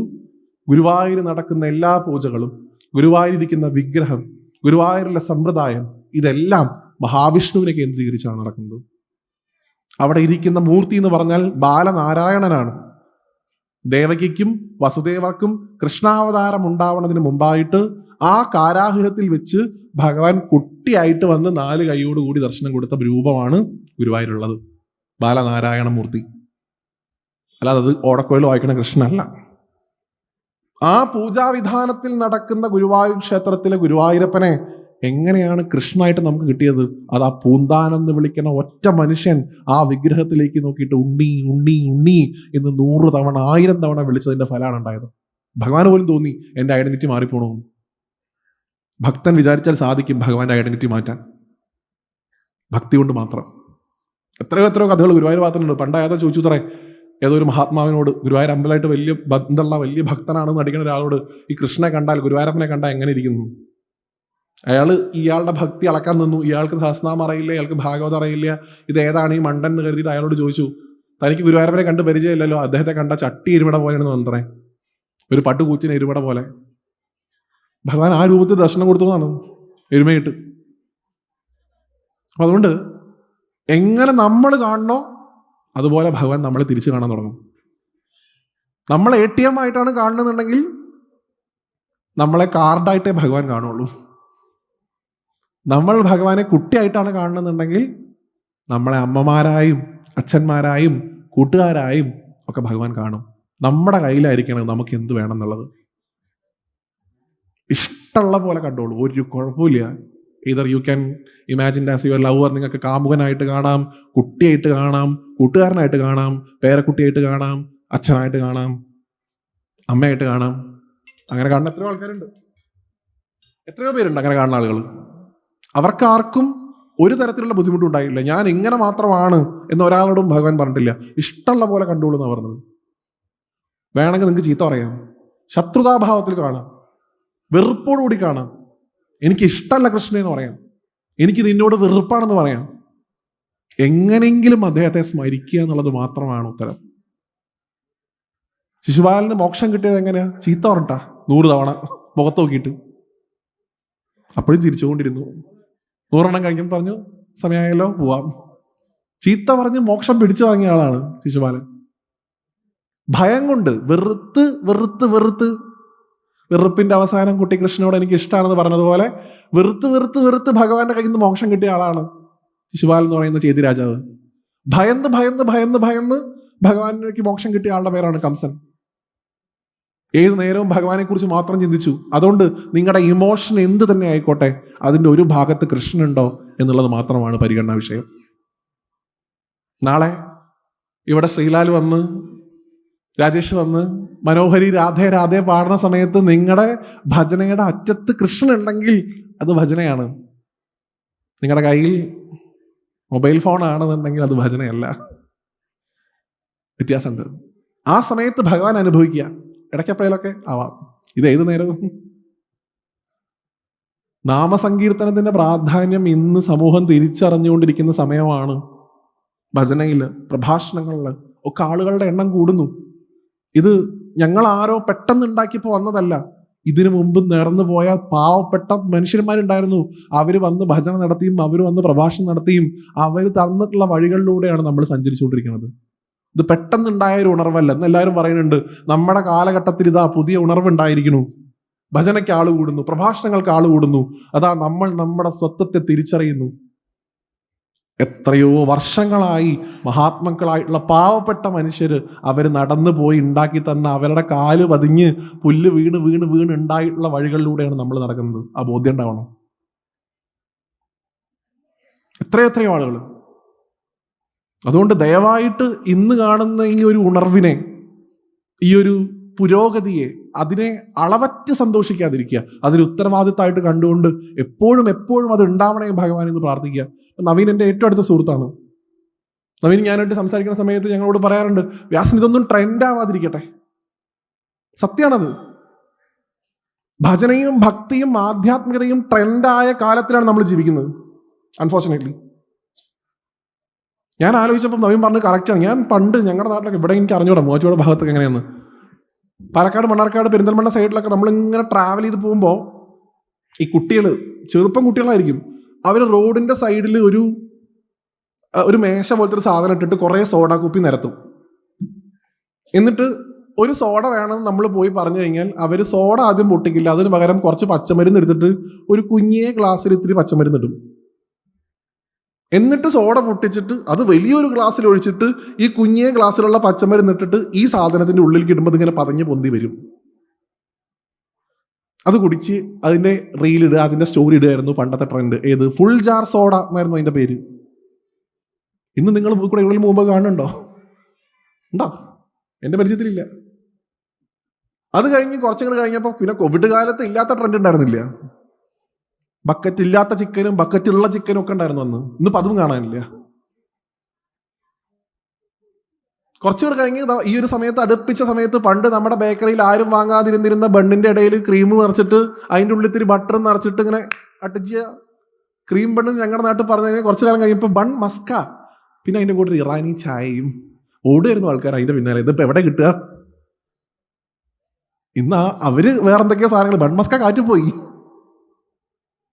നന്ദഗോവിന്ദവും ഞാനും ഗംഗക്കുട്ടിയും ഒക്കെ ഒരു ദിവസം പോകും. ഇതൊന്നും ട്രെൻഡായാൽ മാത്രം. അതല്ല, ഇതൊക്കെ കോൺസ്റ്റന്റ് ആയിട്ട് നമുക്ക് വേണം എന്നുള്ള താല്പര്യം നമ്മുടെ സമൂഹത്തിൽ എന്ന് ഉണ്ടാവുന്നോ അന്നേ ഇത് നിലനിൽക്കുള്ളൂ. കോൺസ്റ്റന്റ് ആയിട്ടുള്ള മാറ്റത്തിന്റെ ഈശ്വരനാണ് ഭഗവാൻ, സ്ഥിരമായ മാറ്റത്തിന്റെ. ലക്ഷ്മിയെക്കുറിച്ച് എപ്പോഴും പറയുന്ന വാക്കാണ്, ലക്ഷ്മി അസ്ഥിരയാണത്രേ. എവിടെയും ദേവി കംപ്ലീറ്റ് ആയിട്ട് ഒരേപോലെ ഇരിക്കില്ല. She will always fluctuate. എപ്പോഴും ഒരാളുടെ അടുത്ത് കുറച്ചു നേരം ഇരിക്കും, അടുത്ത ആളുടെ അടുത്ത് കുറച്ചു നേരം ഇരിക്കും, അടുത്ത ആളുടെ കുറച്ചു നേരം ഇരിക്കും. ലക്ഷ്മി ഫുൾ ടൈം ഒരാളുടെ കൂടെ ഇരിക്കില്ല. ലക്ഷ്മി ഫുൾ ടൈം ഇരിക്കാൻ ഒരാൾ മാത്രമേ ഉള്ളൂ. ആ ഭഗവാന്റെ കാലിന്റെ അടിയിൽ എപ്പോഴും അമ്മ ഇരിക്കും. അവിടെ അസ്ഥിരയായിട്ടുള്ള ലക്ഷ്മി സ്ഥിരയായിട്ടിരിക്കുന്നു. സ്ഥിരതയുടെ ദേവനാണ് ഗുരുവായൂരപ്പൻ. സ്ഥിരത അത് വലിയ ഇഷ്ടമാണ്. എപ്പോഴും ഭഗവാന്റെ പാദങ്ങളെ സ്മരിക്കാനാണ് പറയുക. സ്ഥിരതയുടെ സിമ്പലാണത്. രാമ രാമ രാമ രാമ രാമ രാമ പാഹിമാം, രാമപാദം ചേരണേ മുകുന്ദ രാമ പാഹിമാം. വിഷ്ണുപാദങ്ങളെ പൂജിക്കാനാ പറയുക എപ്പോഴും. സ്ഥിരതയുടെ ഐഡന്റിറ്റിയാണത്. അതുകൊണ്ട് ഇവിടെ ഇപ്പൊ നിങ്ങൾ ഈ ക്ഷേത്രം ഉണ്ടാക്കാൻ വേണ്ടി ശ്രമിച്ച ആ ഒരു ട്രെൻഡ് പോലും പോരുതെന്ന് ഞാൻ പറഞ്ഞത്. അത് ട്രെൻഡ് അല്ല, ഇറ്റ് ഷുഡ് ബി കോൺസ്റ്റന്റ്. അത് സ്ഥിരമായിട്ടുണ്ടാവണം. അങ്ങനെ ശ്രമിച്ചാൽ മാത്രമേ ഞാൻ നേരത്തെ പറഞ്ഞ പോലെ മഹാക്ഷേത്രത്തിന്റെ രീതിയിലേക്ക് നമുക്ക് ഈ ക്ഷേത്രത്തെ മാറ്റിയെടുക്കാൻ സാധിക്കുള്ളൂ. എന്തിനാ നമ്മൾ ഇവിടെ അങ്ങനെ പുരോഗതി ഉണ്ടാക്കണേ? ദേശക്ഷേത്രം എത്രത്തോളം ഡെവലപ്പ് ആവുന്നോ അത്രത്തോളം ദേശവും ഡെവലപ്പ് ആവും. നിങ്ങൾക്ക് ഉയർച്ച വേണമെന്നുണ്ടെങ്കിൽ നിങ്ങൾ ആത്യന്തികമായിട്ട് പ്രാർത്ഥിക്കേണ്ടത് ഇവിടെ ഇരിക്കുന്ന ഭഗവാനെയാണ്. നിങ്ങൾ ആത്യന്തികമായിട്ട് പ്രവർത്തിക്കേണ്ടത് ഈ ക്ഷേത്രത്തിന് വേണ്ടിയിട്ടാണ്. അല്ലാതെ ഏതെങ്കിലും ഒരു നാരായണ സമിതിയിൽ അങ്ങോട്ട് ചേർന്നിട്ട് നാളെ മുതൽ ഞാൻ ഗുരുവായൂരാണെന്ന് പറഞ്ഞ് പോയി കിടന്നിട്ട് ഒരു കാര്യമില്ല. സ്വന്തം നാട്ടിൽ അമ്മയെ കാണാനായിട്ട് ഞാൻ കഷ്ടപ്പെട്ടിട്ട് അവിടെ വന്നിരുന്നപ്പോൾ അമ്മ എന്നെ കാണാൻ ഇങ്ങോട്ട് ഓടിപ്പോകുന്നില്ലേ എന്ന് ഭഗവാൻ ചോദിക്കും. ആവശ്യം ഉണ്ടായിരുന്നോ എന്ന് ചോദിക്കും. കുറച്ചുകൂടെ കടുപ്പിച്ച് പറഞ്ഞാൽ മൂക്കത്ത് വിരൽ വയ്ക്കും. ഇത്രയും ദൂരം ഞാൻ തൊട്ടടുത്തുണ്ടായിട്ട് ഇങ്ങോട്ട് ഓടി വന്നല്ലോ എന്ന് ചോദിക്കും. അതുകൊണ്ട് ഈ ക്ഷേത്രത്തെ നിങ്ങൾ നിങ്ങളുടെ ഗുരുവായൂരായിട്ട് കാണുക. ഇവിടെ ഗോപുരം ഇല്ലെങ്കിലും ഇവിടെ മഞ്ജുളാലില്ലെങ്കിലും ഒക്കെ ഇതാണ് നമ്മുടെ ഭൂലോക വൈകുണ്ഠം എന്നുള്ള ഭാവത്തിൽ ഈ ക്ഷേത്രത്തിൽ എല്ലാ ദിവസവും വരിക. ദയവായിട്ട് വ്യാഴാഴ്ച മാത്രം നോക്കിയിരിക്കാതിരിക്കുക, അല്ലെങ്കിൽ രോഹിണി, അല്ലെങ്കിൽ ഏകാദശി. സ്വന്തം നാട്ടിലെ അമ്പലത്തിൽ പോവാൻ പക്വം നോക്കേണ്ട ആവശ്യമില്ല, നാളും നോക്കേണ്ട ആവശ്യമില്ല, ഒന്നും നോക്കേണ്ട ആവശ്യമില്ല. മനസ്സിനും ശരീരത്തിനും വാക്കിനും ശുദ്ധി ഉണ്ടെങ്കിൽ പോവാം സ്വന്തം നാട്ടിലെ അമ്പലത്തിൽ, എന്നും പോവുക. കാരണം എന്താ? ആ കുട്ടി നിങ്ങളെ വെയിറ്റ് ചെയ്തിരിക്കുന്നു. എൻ്റെ അമ്മ, എൻ്റെ കൂട്ടുകാര്, എൻ്റെ അച്ഛൻ, എൻ്റെ അങ്കിൾമാര് എന്നെ കാണാൻ ഇപ്പൊ വരുന്നു വിചാരിച്ചിട്ടാണ് എല്ലാ ദിവസവും രാവിലെ നട തുറന്നു വെച്ചിരിക്കുന്നത്. അല്ലാണ്ട് ഭഗവാൻ ആരെ എക്സ്പെക്ട് ചെയ്യാൻ? കാക്കയും പൂച്ചേനെ. എപ്പോഴാ ഭഗവാൻ സന്തോഷിക്കുക? നമ്മൾ പോയിട്ട് അതിനോട് സംസാരിക്കുമ്പോൾ വലിയ ഇഷ്ടമാണ്. എന്തുകൊണ്ടാണ് ബാലാമണിക്ക് ഉണ്ണിയേട്ടനായിട്ട് ഭഗവാൻ വന്ന് ദർശനം കൊടുത്തത്? സംസാരിച്ചു ഭഗവാനോട്, ഒരു തരത്തിലുള്ള കളങ്കവും ഇല്ലാണ്ട് സംസാരിച്ചു. ഉള്ളിൽ ദേഷ്യം തോന്നിയപ്പോൾ ചീത്ത പറഞ്ഞു, സങ്കടം വന്നപ്പോൾ അത് പറഞ്ഞു, സന്തോഷം വന്നപ്പോൾ അത് പറഞ്ഞു, എല്ലാം ഭഗവാനിലേക്ക് സമർപ്പിച്ചു. ഇന്ന് എല്ലാ ആൾക്കാരും പറഞ്ഞുകൊണ്ട് നടക്കുന്ന ഒരു വാക്കുണ്ടല്ലോ, സർവം നാരായണായേതി സമർപ്പയാമി. അത് പ്രവൃത്തിയിൽ കാണിച്ചു. അത്രേ വേണ്ടൂ. എപ്പോഴും എപ്പോഴും എപ്പോഴും ഭഗവാനെ കുറിച്ചുള്ള ഒരു ചിന്ത നിങ്ങളുടെ മനസ്സിൽ എവിടെയെങ്കിലുമൊക്കെ ഉണ്ടായാൽ മതി. നിങ്ങളുടെ കുട്ടിയെ നിങ്ങൾ ഭഗവാനായിട്ട് കാണുക, നിങ്ങളുടെ ഹസ്ബൻഡിനെ നിങ്ങൾ ഭഗവാനായിട്ട് കാണുക, തിരിച്ച് ഹസ്ബൻഡ് ഭാര്യയെ ഭഗവാനായിട്ട് കാണുക. അങ്ങനെ കാണുന്നതൊക്കെ ഭഗവാനാണെന്നുള്ളൊരു ബോധത്തോടു കൂടി ജീവിക്കാൻ ആദ്യമൊന്നും നമുക്ക് പറ്റില്ല, വളരെ ശ്രമകരമാണ്. നമ്മൾ ആരും അതിൻ്റെ പാതയിൽ എത്തിയിട്ടില്ല, പക്ഷെ നമുക്ക് സാധിക്കും. യാതൊന്നു കാണുന്നത് നാരായണ പ്രതിമാന്ന് എഴുത്തച്ഛൻ എഴുതിയതുപോലെ നമുക്കും ജീവിക്കാൻ സാധിക്കും. അതിനെന്ത് വേണം? ആദ്യത്തെ സ്റ്റെപ്പ് വെക്കേണ്ടത് അവനവൻ്റെ ദേശക്ഷേത്രത്തിലാണ്, സ്വന്തം നാട്ടിലെ അമ്പലത്തിലും. പൂന്താനത്തിന് പോലും വാർദ്ധക്യകാലത്ത് ഭഗവാനെ വന്ന് തൊഴാൻ സാധിക്കാതെ വന്ന സമയത്ത് ഭഗവാൻ സ്വയം അദ്ദേഹത്തിൻ്റെ ഇല്ലത്തിൻ്റെ ഇടത്ത് ഭാഗത്ത് വന്ന് ദർശനം കൊടുത്തു. ഇന്നുണ്ട് ഞങ്ങളുടെയൊക്കെ പരദേവതയായിട്ടുള്ള സാക്ഷാൽ തിരുമാന്താംകുന്നിൽ അമ്മയുടെ ക്ഷേത്രത്തിൻ്റെ തൊട്ടടുത്തായിട്ട് ഇടത്തുപുറം ക്ഷേത്രം. വയ്യാണ്ടായപ്പോൾ ഭഗവാൻ അങ്ങട് കാണാൻ ചെന്നു എന്നാണ്. ഭഗവാന്റെ ക്ഷേത്രമാണ്, വളരെ പ്രസിദ്ധമാണ്. പൂന്താനം ഇല്ലത്തിന് തൊട്ട് മുമ്പിൽ ഗുരുവായൂർ ദേവസ്ഥത്തിന് കീഴിലുള്ള ശ്രീകൃഷ്ണ ക്ഷേത്രമുണ്ട്. അപ്പം നോക്കൂ, ഭഗവാൻ ഇങ്ങട് വരുന്നു നമ്മളെ കാണാൻ. അതാണ് ഗുരുവായൂരിന്റെ മഹത്വം. നമ്മൾ അങ്ങട് പോയി കാണേണ്ട ആവശ്യമില്ല. പക്ഷെ അങ്ങട് പോയി കാണുമ്പോൾ അദ്ദേഹത്തിന് ഉണ്ടാവുന്ന സന്തോഷമാണ് കൂടുതൽ. നിവൃത്തിയില്ലാത്ത കാലത്ത് ഭഗവാൻ ഇങ്ങോട്ട് വരട്ടെ. മള്ളിയൂർ തിരുമേനിയുടെ കഥ പറയാറുണ്ട്, ഞാൻ തന്നെ അത് പലയിടത്തും പറഞ്ഞിട്ടുണ്ട്. അദ്ദേഹത്തിന്റെ ഭാര്യയും കൂടെ ചേർന്ന് ഗുരുവായൂർ തൊഴാൻ പോയി ഇത്രേ. അപ്പം അദ്ദേഹത്തെ കണ്ട സമയത്ത് ഗുരുവായൂരിലുള്ള ആൾക്കാർക്കും അദ്ദേഹത്തെ പരിചയമുള്ളത് കൊണ്ടും അത്ര വലിയ ആചാര്യനാണെന്ന് അറിയാവുന്നതുകൊണ്ടും അദ്ദേഹത്തെ സ്പെഷ്യലായിട്ട് വിളിച്ച് തൊഴിച്ചു. സുഖമായിട്ട് അദ്ദേഹം ഗുരുവായൂരപ്പനെ കണ്ടു. പാവം ഭാര്യ വന്ന സമയത്ത് ഈ തിരക്കിന് ഇടയിൽപ്പെട്ടിട്ട് ഒന്നും കണ്ടില്ല, അത്ര ഒറ്റ ഉന്തലാത്ര ഉണ്ടായത്. അങ്ങനെ തിരിച്ചു പോയി പാവം. വീട്ടിലില്ലത്ത് തിരിച്ചു വന്നിട്ടും ഭാര്യയ്ക്ക് വലിയ സന്തോഷമൊന്നുമില്ല. തിരുമേനി ചോദിച്ചു അത്രേ, എന്തിനാ അങ്ങനെ വിഷമിച്ചിരിക്കണേ? ഗുരുവായൂരപ്പനെ കണ്ടിട്ട് എന്താണ് മുഖമൊന്നും തെളിയാത്തത്? അതിന് ആര് ഗുരുവായൂരപ്പനെ കണ്ടു എന്ന് ചോദിച്ചു അത്രേ. നിങ്ങളൊക്കെ വലിയ വലിയ ആൾക്കാർ, നിങ്ങളൊക്കെ തൊഴിക്കാനും കൊണ്ടായി പ്രസാദം തരാനൊക്കെ കുറെ ആൾക്കാരുണ്ട്, നമ്മളൊക്കെ പാവങ്ങളാണേ, നമ്മളെന്നും തൊഴിക്കാൻ ആരും ഇല്ലല്ലേ എന്ന് പറഞ്ഞു. അദ്ദേഹം ഒരു കലഹം വേണ്ട, ആശ്വസിപ്പിക്കാമെന്ന് കരുതിയിട്ട് പറഞ്ഞു അത്ര, നമുക്ക് അടുത്തൊരു തവണ വൈകാതെ ഗുരുവായൂർക്ക് പോവാം. എടുത്ത വഴിക്ക് അമ്മ പറഞ്ഞു എന്നാണ്, ഇനി മേലാൽ അയാളെ കാണാൻ ഞാൻ അങ്ങോട്ട് പോവില്ല, അയാൾക്ക് എന്നെ കാണണമെന്നുണ്ടെങ്കിൽ അയാൾ ഇങ്ങോട്ട് വരട്ടെ. ഇത്രേ പറഞ്ഞുള്ളൂ. അദ്ദേഹം ചിരിച്ചു ഉത്തര തിരുമേനി. കാരണം അദ്ദേഹത്തിന് അറിയാം അത് നടക്കുന്നു. അക്കാലത്ത് മള്ളിയൂർ വെച്ച് നടന്നിരുന്ന വലിയൊരു ഭാഗവത സത്രത്തിന് വേണ്ടിയിട്ട് ഗുരുവായൂരിന്ന് ഗുരുവായൂരപ്പന്റെ ചതുർബാഹു വിഗ്രഹത്തിലുള്ള സപ്താഹവേദിയിലേക്കുള്ള വിഗ്രഹം ഗുരുവായൂരിന്ന് മള്ളിയൂരിലേക്ക് എഴുന്നള്ളിച്ചു അത്രേ. രഥഘോഷയാത്രയായിട്ട് പല സ്ഥലത്തും സ്വീകരണം ഏറ്റുവാങ്ങിയിട്ട് ഈ രഥം മള്ളിയൂരിന്റെ ഇല്ലത്ത് നിൽക്കുന്ന സമയത്ത് അദ്ദേഹം വരുന്നത് ഇങ്ങനെ കാണുകയാണത്രേ ദൂരെയെന്ന്. ഉടനെ അടുക്കളയിൽ വിളിച്ച് ഭാര്യയെ വിളിച്ചിട്ട് പുറത്തേക്ക് വരാൻ പറഞ്ഞത്രേ, അതാ നിന്നെ കാണാൻ ഗുരുവായൂരപ്പൻ ഇങ്ങോട്ട് വരണു. ആണ് മഹത്വം. അങ്ങനെ നമ്മുടെ ഭഗവാൻ നമ്മുടെ അടുത്തേക്കും വരും. വയ്യാണ്ടാവട്ടെ, കാല് മടങ്ങാണ്ടാവട്ടെ, അപ്പം വരും. അതുവരെ അങ്ങോട്ട് ചെന്ന് കാണുക. കാലെന്തിന് തന്നു ഭഗവാൻ കൊണ്ടൊരു പാട്ടുണ്ടായിരുന്നു പണ്ട്. കൈ എന്തിന് തന്നു ഭഗവാൻ, നാവ് എന്തിന് തന്നു ഭഗവാൻ, ഇങ്ങനെ ഓരോന്നായിട്ട് ചോദിക്കും. അതുപോലെ നമുക്കൊരു പ്രയാസം ഉണ്ടാവുമ്പോൾ ഭഗവാൻ അടുത്തേക്ക് വരും. അതുവരെ തിരിച്ച് ഭഗവാനെ അങ്ങോട്ട് പോയി കാണുക എന്നുള്ളതാണ് നമ്മുടെ ഓരോരുത്തരുടെയും കടമ. ഇത്ര നല്ലൊരു ക്ഷേത്രം കിട്ടി, നല്ല മനോഹരമായിട്ടുള്ള ഒരു ആൽത്തറുണ്ട്, നല്ല മനോഹരമായിട്ടുള്ള ഒരു ക്ഷേത്രമേൽക്കൂരയുണ്ട്, നാമജപമണ്ഡപമുണ്ട്, ഒക്കെ ഉണ്ട് ഇവിടെ. ഇനി ഒന്നിൻ്റെയും കുറവില്ല. നിങ്ങൾ ഇനി ശ്രമിച്ചാൽ ഇനി ഇത് കൂടുതൽ ബോണസുകൾ ഇവിടെ കിട്ടും. ധ്വജ ഉൾപ്പെടെയുള്ള കാര്യങ്ങൾ ഇവിടെയൊക്കെ വേണമെങ്കിൽ നമുക്കൊരു ഓഡിറ്റോറിയവും ഒരു സപ്താഹവേദിയൊക്കെ ഉണ്ടാക്കാനുള്ള സ്പേസ് ഒക്കെ ഇവിടെ ഉണ്ട്. നിങ്ങൾ വിചാരിച്ചൊക്കെ നടക്കും. നിങ്ങളുടെ മനസ്സറിഞ്ഞുള്ള സമർപ്പണം ഉണ്ടായാൽ മതി. മനസ്സറിഞ്ഞ്, കഷ്ടപ്പെട്ടൊന്നും കൊടുക്കണ്ട. കഷ്ടപ്പെട്ടുകൊണ്ട് കൊടുക്കണതൊന്നും വേണ്ട. ഇഷ്ടത്തോടു കൂടി കൊടുത്താൽ വലിയ ഇഷ്ടമാണ്. സമർപ്പണങ്ങളുടെ പേര് എഴുതി വയ്ക്കാതിരിക്കുക ദയവായിട്ട്. ഞാൻ അത്ര കൊടുത്തു, ഞാൻ ഇത്ര കൊടുത്തു, ഞാനാണ് അത് കൊടുത്തത്, ഞാനാണ് ഇത് കൊടുത്തത്. എന്തിനാണ് നമ്മൾ ഈ കണക്ക് വയ്ക്കണത്? എനിക്കറിയില്ല. ഇതപ്പോൾ പുറത്തിറങ്ങാൻ പോകുന്നൊരു സിനിമയുണ്ട്, നിങ്ങളുടെയൊക്കെ അടുത്താണല്ലോ, കടമറ്റം പള്ളി, കടമറ്റത്ത് കത്തനാർ. ജയേട്ടനാണ് അഭിനയിച്ചിട്ടുള്ളത്. അതിൻ്റെയൊക്കെ തിരക്കഥ എഴുതിയിട്ടുള്ളത് ഡോക്ടർ ആർ രാമാനന്ദ്, രാമേട്ടൻ എന്ന് വിളിക്കും ഞങ്ങളൊക്കെ. അദ്ദേഹം പ്രഭാഷണങ്ങളിൽ പറയാറുണ്ട് ഏറ്റുമാനൂരപ്പൻ്റെയും വൈക്കത്തപ്പൻ്റെയും ഒരു കഥ.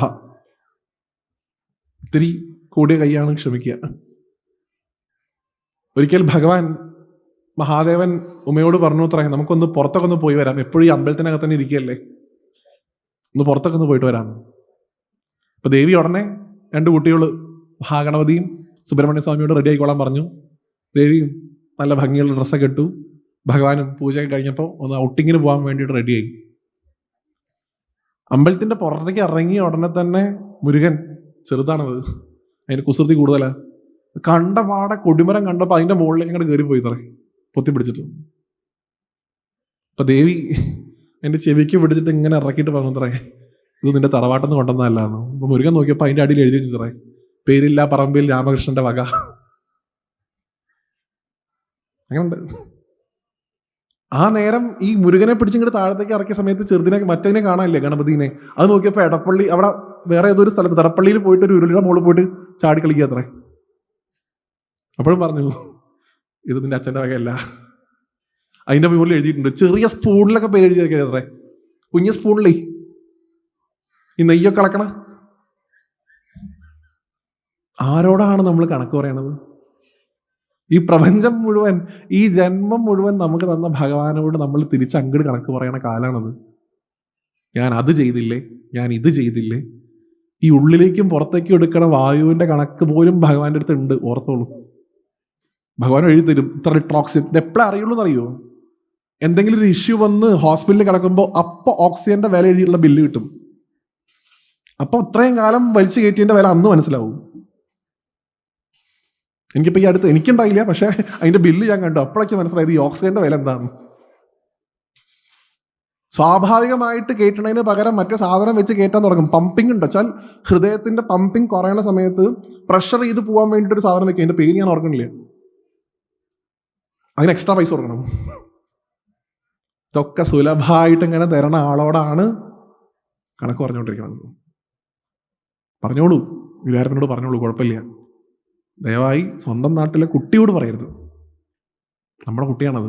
ഞാൻ കഴിഞ്ഞ ദിവസം പറഞ്ഞു, ഒരു കുട്ടിക്കും ഒരമ്മയും അച്ഛനും അതിൻ്റെ വായിൽ മാമുണ്ണ് കണ്ണാ എന്ന് പറഞ്ഞിട്ട് വായയിൽ ചോറ് വെച്ചു കൊടുക്കണതും കോറ വെച്ചു കൊടുക്കണതും റാഗി വെച്ചു കൊടുക്കണതൊന്നും ഇവന് 25 കൊല്ലം കഴിഞ്ഞിട്ട് ഇന്നെ നോക്കുന്നുള്ള പ്രതീക്ഷയിലല്ല.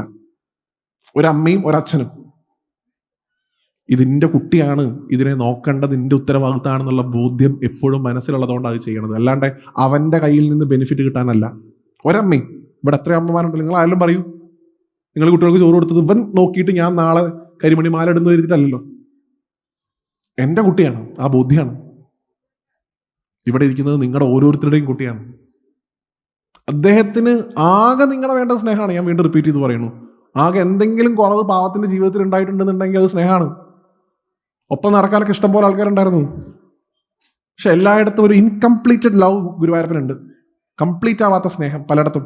രാധയിലുണ്ട്, യശോദാമ്മയിലുണ്ട്. നോക്കൂ, ഭഗവാൻ 10 വയസ്സ് വരെ അമ്മയുടെ അടുത്തുണ്ടായിരുന്നുള്ളൂ, അത് കഴിഞ്ഞപ്പോൾ പോയി. പല മഹാത്മാക്കളും വ്യാഖ്യാനിക്കാറുണ്ട്, ഭഗവാൻ ഈ യശോദയുടെ അടുത്ത് നിന്ന് പോയി മധുരയിലെത്തി കംസനെ കൊന്നതിന് ശേഷം തൻ്റെ യഥാർത്ഥത്തിലുള്ള അമ്മ ദേവകി, അവരെ കാരാഗ്രഹത്തിൽ നിന്ന് മോചിപ്പിച്ചിട്ട് ഭഗവാൻ ഇങ്ങനെ കാത്തു നിൽക്കത്ര. ഇപ്പം എൻ്റെ അമ്മ ഒന്ന് എന്നെ കെട്ടിപ്പിടിക്കും, എൻ്റെ അമ്മ ഒന്ന് നിന്നെ ഉമ്മ വയ്ക്കും, എൻ്റെ അമ്മ എന്ന് നിന്നെ വാരിപ്പുണരും, ഇത്രയും കാലം എനിക്ക് കിട്ടാത്ത സ്നേഹമൊക്കെ ദാ ഇപ്പം കിട്ടാൻ പോകണമെന്ന് കരുതി ഭഗവാൻ ഇങ്ങനെ കാത്തു നിൽക്കുന്ന സമയത്ത് ദേവകി ഓടി വന്നു അത്ര. വസുദേവരും അമ്മ അച്ഛനും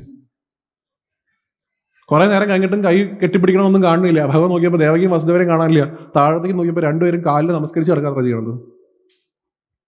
കാരണം ചെറിയ കുട്ടിയാകുമ്പോഴേ കണ്ടു ഇത് സ്വന്തം കുട്ടിയല്ല, ഇത് പരബ്രഹ്മാണ് എന്നുള്ള ഭാവം ഉണ്ടായിരുന്നു അവർക്ക്.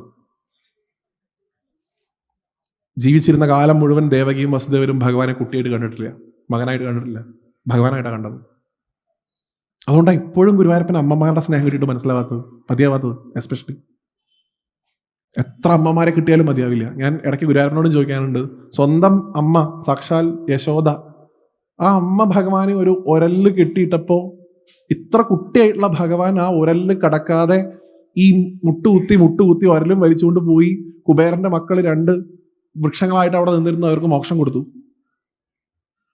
സ്വന്തം അമ്മ കെട്ടിയിട്ടപ്പോലും ഉറങ്ങി കിടക്കാത്ത ആ ഭഗവാൻ, അല്ലെങ്കിൽ അടങ്ങി കിടക്കാത്ത ആ ഭഗവാൻ, ഒരമ്മ ആ ഭഗവാനെ കറിക്കലം കൊണ്ട് അടച്ചപ്പോ 3 മണിക്കൂർ അത്ര അതിൻ്റെ ഉള്ളിൽ തന്നെ കടന്നത്.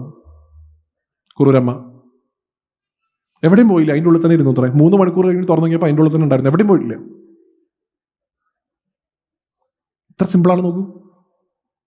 മറ്റേ ചേച്ചി പറഞ്ഞതുപോലെ ഇത്രയേ ഉള്ളൂ ബാബുസ്വാമി, വളരെ സിമ്പിളാണ്. ഹിസ് വെരി സിമ്പിൾ, കോംപ്ലിക്കേറ്റഡ് അല്ല ഗുരുവായൂരപ്പൻ. സിമ്പിളായിട്ടൊരു മനുഷ്യൻ, സിമ്പിളായിട്ടുള്ള ആള്. നിങ്ങൾക്കൊക്കെ ഇങ്ങനെ ഉണ്ണി എന്ന് വിളിച്ചാൽ എന്താന്ന് പറയണ അത്ര സിമ്പിളാണ്. എപ്പോഴാണ് ഭഗവാൻ കോംപ്ലിക്കേറ്റഡ് ആവണത്? കണക്ക് സൂക്ഷിക്കുമ്പോഴാണ്. കണക്കുകളുടെ പട്ടിക കയ്യിലും മനസ്സിലുള്ളവരോട് ഭഗവാൻ സിമ്പിൾ ആയിരിക്കില്ല. അപ്പൊ ഭഗവാൻ ഓടിക്കും. കണക്കുള്ള ആൾക്കാരൊക്കെ ഭഗവാൻ ഓടിച്ചിട്ടുണ്ട് ഒരുപാട്. ഇതാ ഇന്നും എത്രയോ ആളുകൾ ഓടിക്കൊണ്ടിരിക്കുന്നു ഭഗവാന്റെ പുറമെ, ഇതൊന്ന് ശരിയാക്കി തരൂ, ഇതൊന്ന് ശരിയാക്കി തരൂ എന്ന് വെച്ചിട്ട്. കണക്ക് പറഞ്ഞുകൊണ്ടാണ്. കണക്ക് പറയാതെ സഞ്ചരിച്ച ആൾക്കാരോടൊക്കെ ഒന്നും ആവശ്യപ്പെട്ടില്ലെങ്കിലും ഭഗവാൻ ഓടിച്ചെന്ന് ആവശ്യമുള്ള കാര്യങ്ങൾ കൊടുത്തിട്ടുണ്ട്. നിങ്ങൾക്ക് തന്നെ അറിയാവുന്ന കഥയാണല്ലോ അല്ലേ? ഭഗവാൻ ഈ രാജസൂയ സമയത്ത് ശിശുപാലനെ വധിക്കാനായിട്ട് തൻ്റെ കൈ ഉയർത്തി അതിൽ ചക്രം, സുദർശനം പ്രത്യക്ഷപ്പെടുന്നു. ആ സുദർശനം കൊണ്ട് ശിശുപാലന്റെ കഴുത്തറക്കുന്നു രാജസൂയ സമയത്ത്. ഇപ്പൊ കഥയിൽ വ്യാഖ്യാനിക്കും ചില ആൾക്കാരൊക്കെ ഭഗവാന്റെ കൈ മുറിഞ്ഞു ഈ ചക്രത്തിന്റെ പല്ലു കൊണ്ടിട്ട്.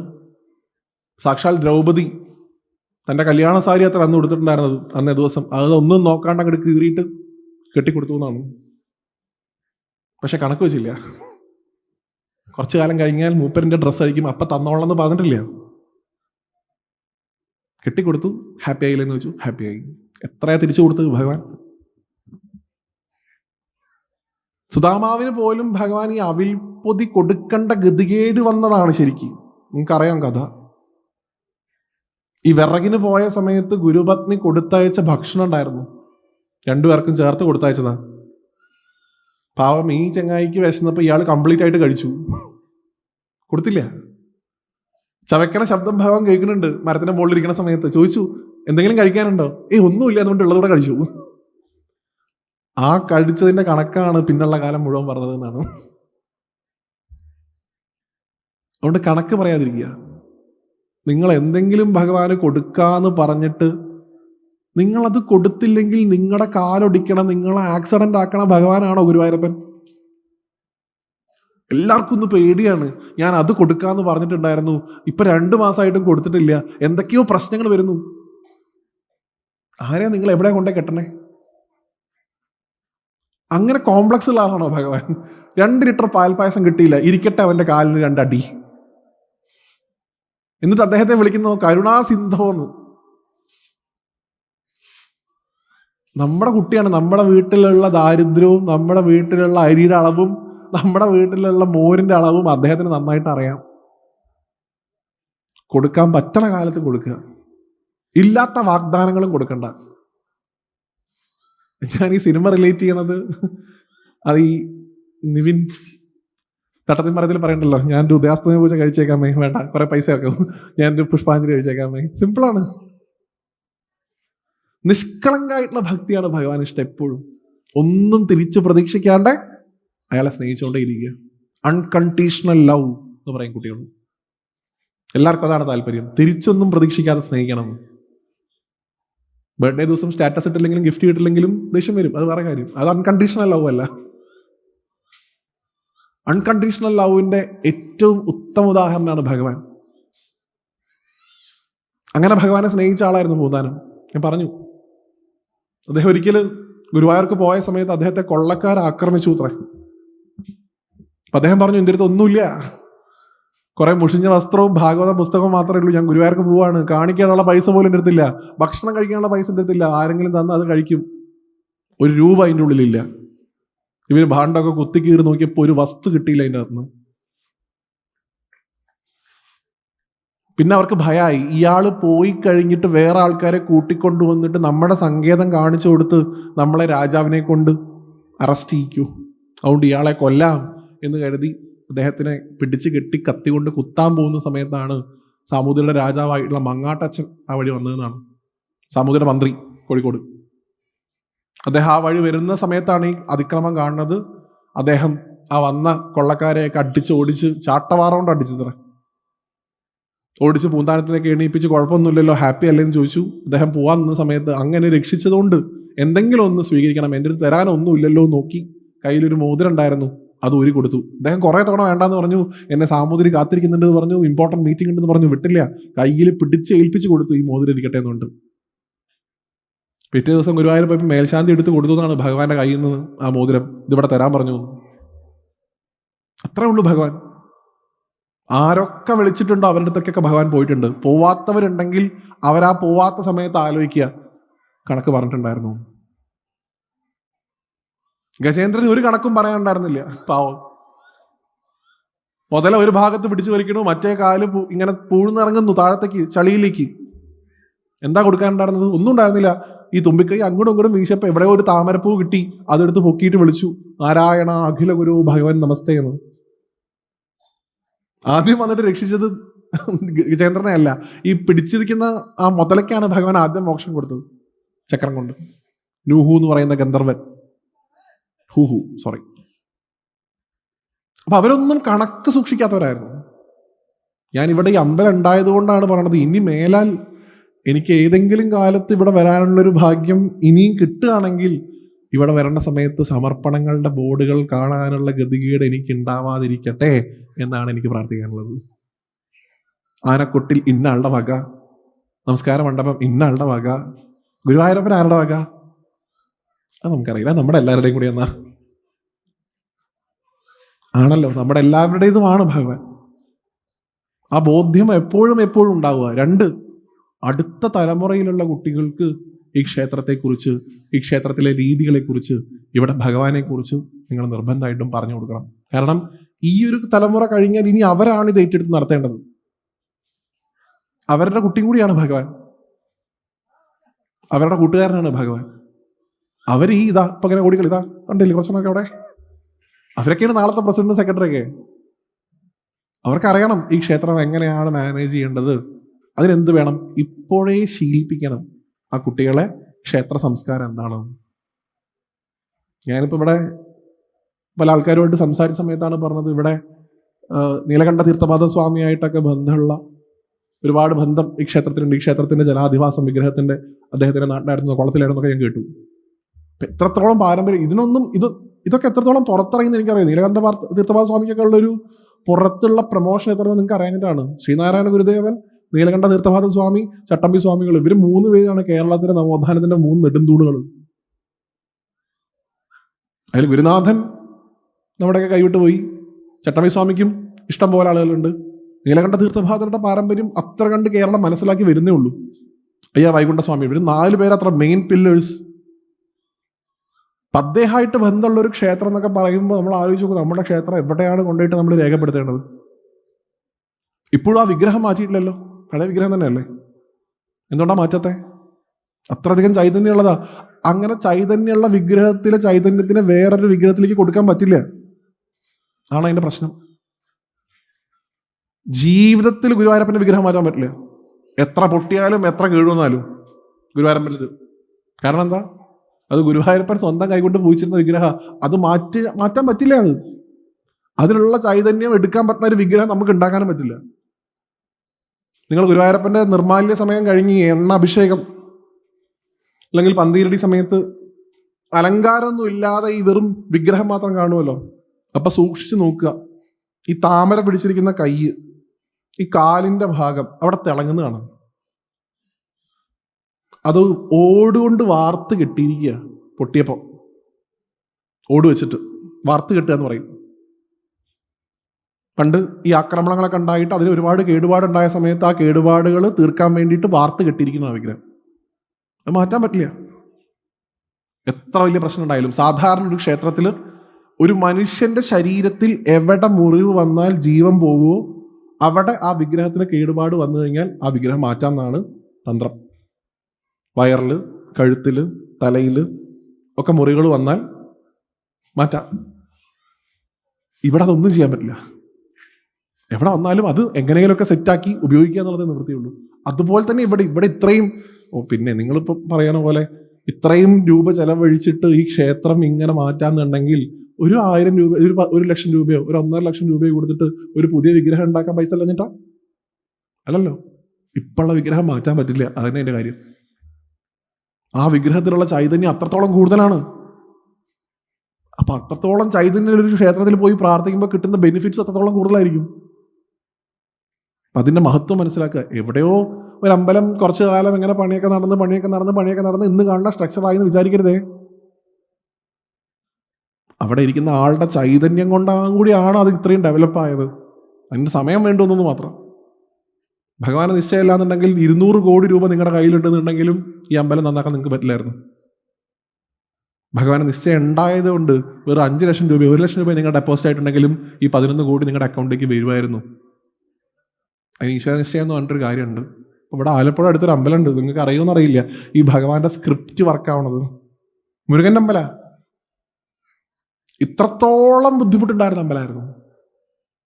ആരും ഉണ്ടായിരുന്നില്ല അവിടെ പോവാൻ. ഇടിഞ്ഞു പൊളിഞ്ഞ കെട്ടിടം, എപ്പോഴെങ്കിലും ഒരു പൂജ, ഇത്രേ ഉള്ളൂ. ഒരു ദിവസം ആ സ്ഥലത്തുള്ള ഒരു കുട്ടിക്ക് SSLC ഫുൾ A+ കിട്ടി. ഫുൾ A+ കിട്ടിയ സമയത്ത് ആ കുട്ടി മിഠായി വാങ്ങി. നെസ്ലെ ചോക്ലേറ്റിന്റെ മിഠായി വാങ്ങിയിട്ട് എല്ലാവർക്കും കൊണ്ടേ കൊടുത്തു. കൂട്ടത്തിൽ ഒരെണ്ണം ഭഗവാൻ ഒരുക്കട്ടെ എന്ന് കരുതിയിട്ട് നടക്കയിൽ കൊണ്ടേ വെച്ചു കൊടുത്തു. കുട്ടി പ്രദർശനം ചെയ്ത് തിരിച്ചു വന്നപ്പോഴേക്കും ചോക്ലേറ്റ് കണ്ടില്ല. അത്രേ പോയി. കുട്ടി ബഹളം വെക്കാൻ തുടങ്ങി, കരയാൻ തുടങ്ങി, പേടിച്ചിട്ട് ഇവിടെ ആരോ വന്നു പോയിട്ടുണ്ട്, എന്തൊക്കെ ശബ്ദം ഞാൻ കേൾക്കണു എന്നൊക്കെ പറഞ്ഞ് കരയാൻ തുടങ്ങി. ദേവപ്രശ്നം നടത്തി. ക്ഷേത്രത്തിന്റെ പുനരുദ്ധാരണം നടത്തണം തീരുമാനിച്ചു. ക്ഷേത്രത്തിന്റെ പുനരുദ്ധാരണം നടത്തി. അന്ന് മുതൽ ആ ക്ഷേത്രത്തിലെ പ്രധാനപ്പെട്ട സമർപ്പണങ്ങളിലൊന്നായിട്ട് ആ ചോക്ലേറ്റ് മാറി. പേര് ഞാൻ പറയുന്നില്ല.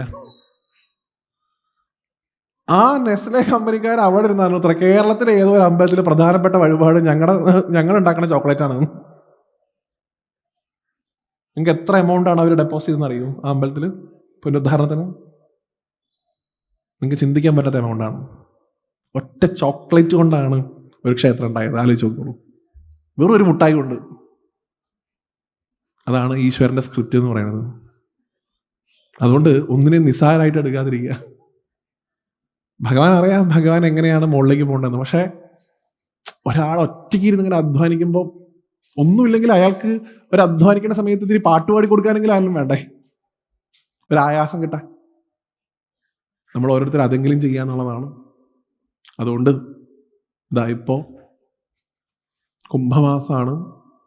ഈ വർഷം ഇനി ഭഗവാന്റെ നിരവധിയായിട്ടുള്ള ആചരണങ്ങൾ വരുന്നുണ്ട്. മെയ് മാസത്തോടു കൂടി ഏപ്രിൽ എൻഡോട് കൂടിയിട്ട് വൈശാഖ മാസം തുടങ്ങും. മാധവ മാസം എന്നാണ് അതിനെ വിളിക്കുക. ഭഗവാൻ ഏറ്റവും ഇഷ്ടപ്പെട്ട സമയം. ഗുരുവായൂരൊക്കെ 28 ദിവസവും സപ്താഹം, അതായത് 4 ആചാര്യന്മാർ 7 ദിവസം വെച്ചിട്ട് 4 സപ്താഹങ്ങൾ കണ്ടിന്യൂസ് നടക്കും. 28 days. ഒന്ന് കഴിഞ്ഞ അടുത്തത്, അത് കഴിഞ്ഞടുത്തത്, അത് കഴിഞ്ഞടുത്തത്, ഇങ്ങനെ നടന്നുകൊണ്ടിരിക്കും. മാസം മുഴുവൻ സപ്താഹം. എത്രയോ സത്രങ്ങൾ നടക്കാൻ പോകണു. ഭാഗവത പാരായണത്തിന് ഏറ്റവും പറ്റിയ സമയമായിട്ടാണ് പറയുക. ഞാൻ നിങ്ങളോട് നിർബന്ധം പിടിക്കണില്ല. നിങ്ങൾ ഈ വർഷം ഇത്രയും ചെലവിൻ്റെ ഇടയിൽ, ഇത്രയും ബുദ്ധിമുട്ടുകൾക്കിടയിൽ ഭാഗവത സപ്താഹം കൂടെ ഇവിടെ നടത്തണം. കുഴപ്പമില്ല. ഞാൻ പറഞ്ഞല്ലോ, മാതൃസമിതി അമ്മമാരെ വിചാരിച്ചു കഴിഞ്ഞാൽ ഒരു ദിവസം രാവിലെ മുതൽ വൈകുന്നേരം വരെ ഇരുന്ന് കഴിഞ്ഞാൽ നാരായണീയം വായിച്ച് തീർക്കാൻ പറ്റും. സിമ്പിളാണ്. അതെങ്കിലും ചെയ്യാം. നമ്മൾ എന്തൊക്കെ ആവശ്യപ്പെടുന്ന സമയത്ത് നമുക്ക് അതിനുള്ള അർഹത ഉണ്ടോ എന്നുള്ളൊരു പുനഃപരിശോധന നമ്മൾ ചെയ്യണ്ടേ എപ്പോഴും. ആ പുനഃപരിശോധന ലിസ്റ്റ് എടുക്കുന്ന സമയത്ത് അറ്റ്ലീസ്റ്റ് അങ്ങയുടെ നാമം ഞാൻ ഇത്ര തവണയെങ്കിലും ചെല്ലിയിട്ടുണ്ടല്ലോ ഭഗവാനെന്ന് ഞാൻ നേരത്തെ പറഞ്ഞ പ്രതിഫലിച്ചയോട് കൂടിയെങ്കിലും ചിന്തിക്കാൻ നമുക്ക് സാധിക്കണ്ടേ.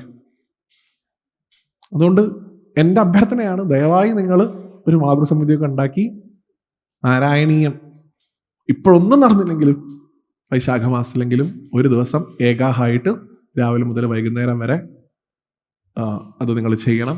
ഈ അമ്പലത്തിലെ പ്രസിഡന്റോ സെക്രട്ടറിയോ ആരാണോ ആ സമയത്ത് എന്നെ കോൺടാക്ട് ചെയ്യുകയാണെന്നുണ്ടെങ്കിൽ അന്നേ ദിവസം നിങ്ങളുടെ ഉച്ചഭക്ഷണം ഞാൻ സമർപ്പിച്ചോളാം. ഈ അമ്പലത്തിൽ എന്നെ വിളിച്ചാൽ മതി.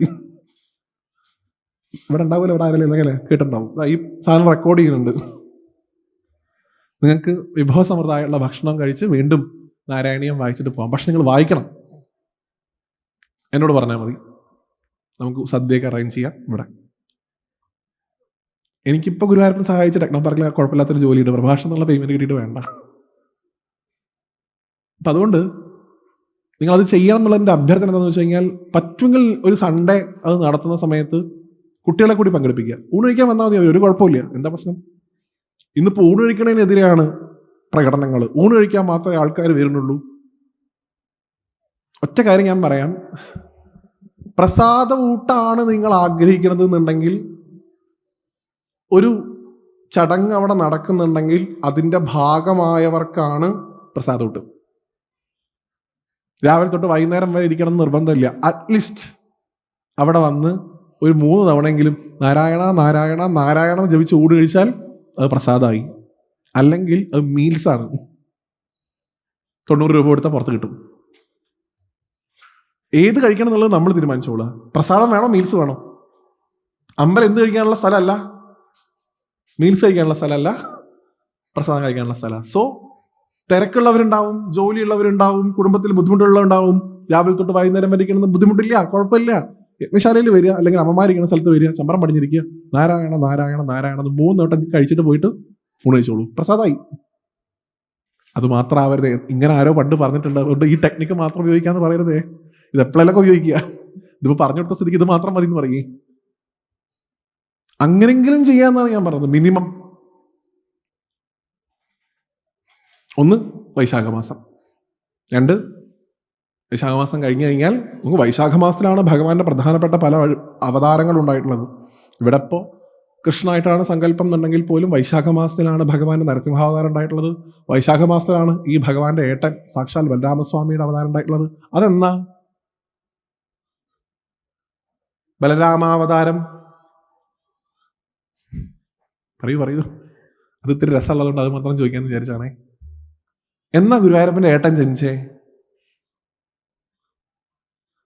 ആ ദിവസം നിങ്ങൾക്ക് എല്ലാവർക്കും അറിയാം. ആ ദിവസത്തിന്റെ പേര് അക്ഷയ തൃതീയ എന്നാണ്. അന്നാണ് നമ്മൾ സ്വർണം വാങ്ങാൻ ഓടാറുള്ളത്. അന്ന് ബലരാമ ജയന്തിയാണ് ശരിക്കിട്ട്. അത് സ്വർണം വാങ്ങാനുള്ള ദിവസമൊന്നുമല്ല.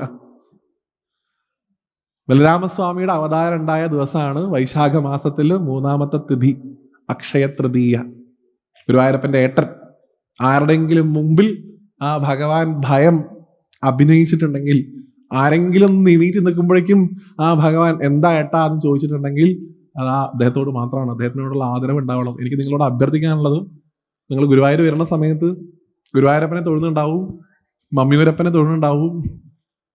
ഒപ്പം സാധിക്കുന്നുണ്ടെങ്കിൽ, സാധിക്കുന്നവർക്ക് വേണ്ടി മാത്രമാണ് പറയണത്, ഗുരുവായൂരപ്പനെയും അമ്മിയൂരപ്പനെയും തൊഴുത് കഴിഞ്ഞാലെങ്കിലും ഗുരുവായൂർ അമ്പലത്തിൽ നിന്ന് 1.5 കിലോമീറ്ററോ 2 കിലോമീറ്ററോ ഒറ്റ ദൂരമുള്ളൂ. സഞ്ചരിച്ചു കഴിഞ്ഞാൽ നെന്മേനി ബലരാമക്ഷേത്രം എന്ന് പറഞ്ഞിട്ടൊരു അമ്പലത്തിൽ പോകാൻ പറ്റും. പോയ ആൾക്കാർ ആരെങ്കിലും ഉണ്ടോ അവിടെ?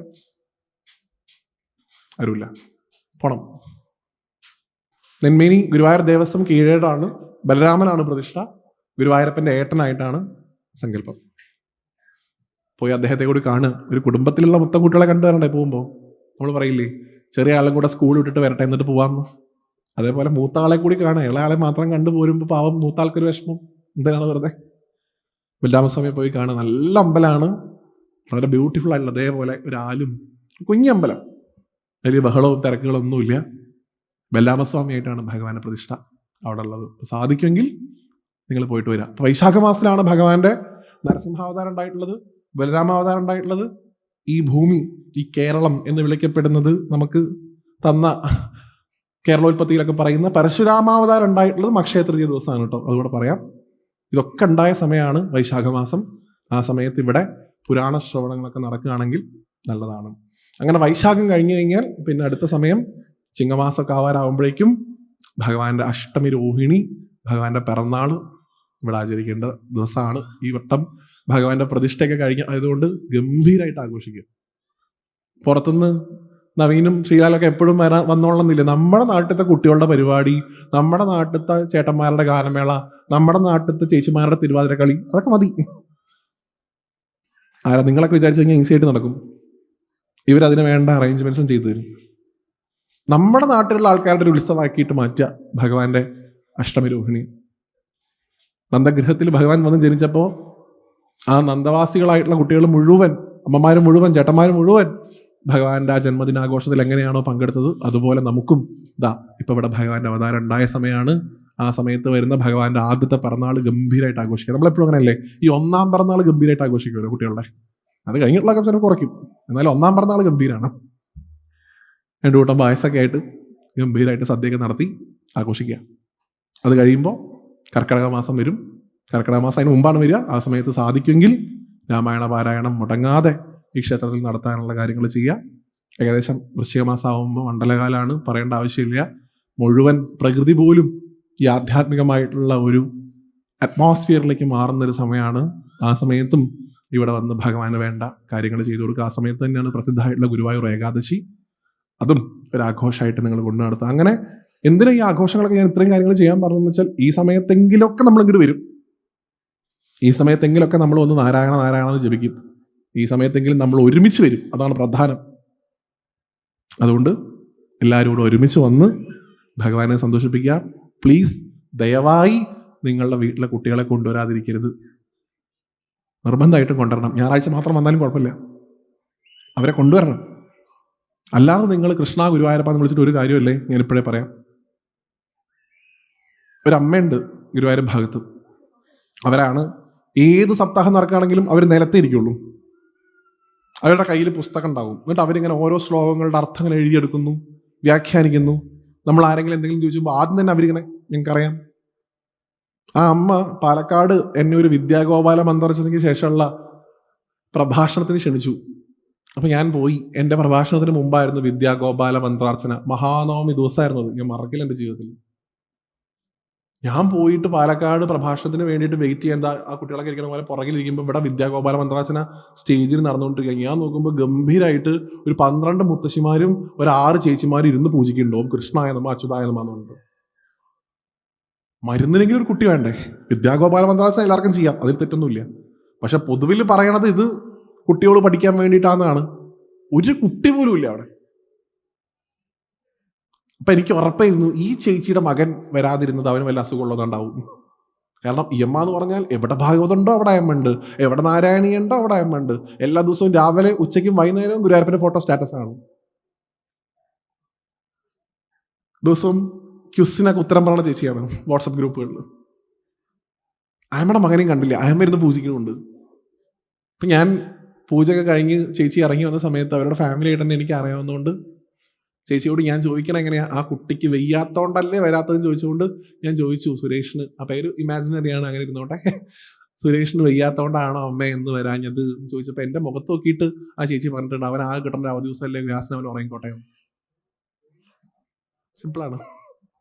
ഞാൻ എന്നിട്ടാ ചേച്ചി കൃഷ്ണ എന്താണ് എന്നിട്ട് ഉണ്ടാവുന്നത്, എന്നിട്ട് ഉണ്ടായത് എന്താണെന്ന് ഞാൻ തന്നെ അനുഭവിച്ചു. തിരുവനന്തപുരത്ത് പോയിട്ടൊരു പ്രഭാഷണം നടത്തുക, ഗുരുവായൂരപ്പന്റെ സ്വർഗാരോഹണം.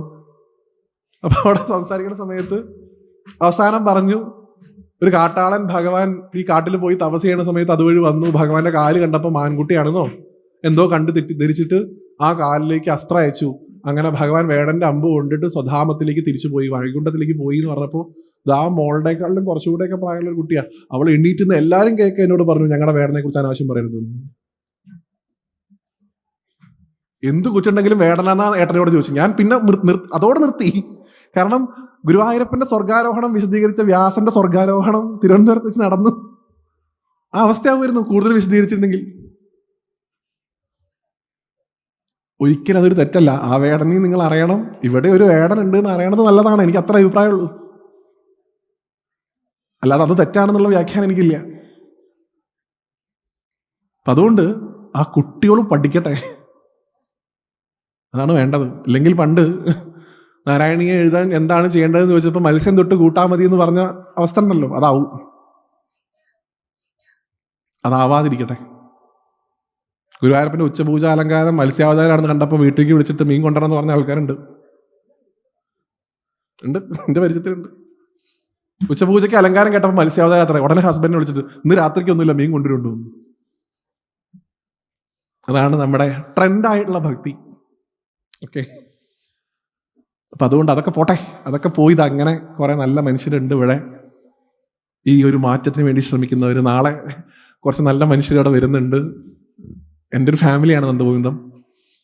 എന്നെ എല്ലാ പ്രോഗ്രാമുകൾക്കും വിളിക്കാറുണ്ട്. പറ്റുമെങ്കിൽ 1% മാത്രമേ ചാൻസ് ഉള്ളൂ. ഞാൻ ഇവിടെ തന്നെ ഉണ്ട് നാളെ. നവീൻ ഇല്ലാത്തതുകൊണ്ട് ശ്രീലാൽ ഉണ്ടാവും, രാജേഷ് ഉണ്ടാവും, ബാക്കി എല്ലാവരും ഉണ്ടാവും. നിങ്ങൾക്ക് നല്ലൊരു ഭജന സന്ധ്യ നാളെ ഇവിടെ വൈകിട്ട് കേൾക്കാം. ദയവായി ഉറക്ക അവരുടെ കൂടെ നാമം ജപിച്ച് പാട്ട് പാടും. അങ്ങോട്ട് പാടിക്കോട്ടെ എന്ന് കരുതരുതേ. അതിനല്ല അവർ വരണത്, നിങ്ങളെ കൊണ്ട് പാടിക്കാനാണ് അവർ വരണത്. നിർബന്ധമായിട്ട് നിങ്ങൾ പാടണം. എങ്ങനെ പാടണം? നാണം കൈവിട്ട് കൈകൂപ്പി സ്തുതിക്കണം എന്നാണ് ഗുരുവായൂരപ്പന്റെ പൂന്താനം പറഞ്ഞിട്ടുള്ളത്. ഇത് പറയാൻ എളുപ്പമാണേ, ചെയ്യാൻ തുടങ്ങിയാലാണ് ബുദ്ധിമുട്ട്. എനിക്ക് അനുഭവമുണ്ട്. പാലക്കാട് കണക്റ്റിന് വിളിച്ചിരുന്നു എന്നെ. അപ്പം ഞാൻ ഇതാ ഒരു സിസ്റ്റർ ഇരിക്കണം അവിടെ, ഏറ്റവും ഫ്രണ്ടിലെ സീറ്റാണ്. അവിടെ ഇരുന്ന് ഇങ്ങനെ ഭജന കേട്ടുകൊണ്ടിരിക്കുന്നുണ്ട്. ഒരു നേരമെങ്കിലും കാണാതെ വയ്യന്റെ ഗുരുവായൂരപ്പ നിൻ ദിവ്യരൂപം എന്ന് പറഞ്ഞ പാട്ട് പാടി അന്ന് അവിടെ എല്ലാവരും കൂടെ. അപ്പൊ കുറേ പെൺകുട്ടികൾ, ഇപ്പോഴും അതിന്റെ യൂട്യൂബിൽ വീഡിയോ ഉണ്ടാവും, നിങ്ങൾ നോക്കിയാൽ കാണാം. കുറേ പെൺകുട്ടികൾ സ്റ്റേജിൽ വന്ന് ഡാൻസ് ചെയ്തു. ആ സമയത്ത് സ്റ്റേജിന്റെ ഫ്രണ്ടിൽ കയറി ഡാൻസ് ചെയ്തു. അപ്പൊ കുറെ ബാക്കിലിരിക്കുന്ന അമ്മമാർക്കൊക്കെ ഞങ്ങൾക്ക് ഇവരെ കാണുന്നില്ലേ എന്നുകൊണ്ട് ഒരു ബഹളം വെക്കുന്നുണ്ടായിരുന്നു. എന്നാലും അവർ ഗംഭീരമായിട്ട് ഡാൻസ് ചെയ്തു. ആ പാട്ട് കഴിഞ്ഞിട്ടും പിന്നെ അവർ ഡാൻസ് ചെയ്യാൻ വേണ്ടി നിൽക്കുകയായിരുന്നു. അപ്പൊ നവീൻ പറഞ്ഞു, മക്കളെ കുഴപ്പമില്ല, നിങ്ങൾ ഒരു ഡാൻസ് കളിച്ചല്ലോ. അപ്പൊ കോള് കൊണ്ട് അവരെ പറഞ്ഞു വിടുക ചെയ്തത്. അത്ര ഗംഭീരമായിരുന്നു. എല്ലാവരും നന്നായിട്ട് കൈയൊക്കെ അടിച്ചു കൊടുത്തു. അടുത്ത പാട്ട് പാടുന്നതിന് മുമ്പ് നവീൻ അനൗൺസ് ചെയ്തത്, ഇപ്പോ പെൺകുട്ടികൾ ഡാൻസ് കളിച്ചു, ഇനി അടുത്ത പാട്ടിന് ഇവിടത്തെ ചേട്ടന്മാരായിട്ടുള്ള ആൺകുട്ടികൾ ഡാൻസ് കളിക്കട്ടെ. ഒരു മനുഷ്യൻ സ്റ്റേജിലേക്ക് വരുന്നില്ല. നവീൻ നോക്കിയപ്പോൾ എന്നെയാണ് കണ്ടത്. അപ്പൊ എന്നോട് പറഞ്ഞു, വരൂ കളിക്കൂ. ഞാനാണെങ്കിൽ നാട്ടിലെ മുഴുവൻ നിങ്ങൾ നാണം കൈവിട്ട് കളിക്കണം എന്നൊക്കെ പറഞ്ഞോണ്ട് നടക്കണ ആളും നിർത്തിയില്ല, പോയി കളിക്കന്നെ. ദൈവം സഹായിച്ച് ആ വീഡിയോ അപ്ലോഡ് ചെയ്തിട്ടില്ല, അതുകൊണ്ട് ഞാൻ ഇപ്പോഴും പഠിക്കുന്നുണ്ട്. പക്ഷെ അത് ഭഗവാൻ തന്നൊരു പാഠമായിട്ടാണ് ഞാൻ കാണുന്നത്. ഈ മടിയൊക്കെ പോണം, പോയാലേ എന്തെങ്കിലും പുരോഗതി ഉണ്ടാവുള്ളൂ. ഗുരുവായൂര് സ്വാമി വിട്ടൽദാസ് മഹാരാജ് എന്ന് പറഞ്ഞ ഭജനയുടെ ചക്രവർത്തിയായിട്ടുള്ള ഒരാളുണ്ട്. അദ്ദേഹം പണ്ട് കാലത്ത്, ഇപ്പോഴും ആ വീഡിയോ യൂട്യൂബിൽ നിങ്ങൾക്ക് നോക്കിയാൽ കാണാം, അദ്ദേഹം ഗുരുവായൂർ വന്നിട്ട് ഭജന നടത്തുമായിരുന്നു. അപ്പൊ അദ്ദേഹം ഈ തമിഴില്, അദ്ദേഹം ഈ നോർത്തിലും തമിഴ്നാട്ടിലൊക്കെ പോയിട്ട് വന്നിട്ടുള്ള പാരമ്പര്യം അദ്ദേഹത്തിനുള്ളത്. അവിടെ എന്ന് പറയുമ്പോൾ ഭജന എന്ന് പറഞ്ഞാൽ നാട്ടുകാരൊക്കെ തുള്ളും. അങ്ങനെയാ. ഇവിടെ നമ്മുടെ ആൾക്കാർ ഇതൊക്കെ കുറെ കേട്ടിട്ടുണ്ട് എന്നുള്ള ഭാവത്തിൽ ഇങ്ങനെ ഇരിക്കുന്നുണ്ട് ഇത്രേ. അപ്പൊ സ്വാമി കുറെ ആൾക്കാരോട് നിങ്ങളെല്ലാം കൈ തട്ടി പാടുങ്കോ എന്ന് പാവം കുറെ തവണ വിളിച്ചു പറയുന്നുണ്ടായിരുന്നു. എവിടെ ഇവര് അണങ്ങണ്ടേ?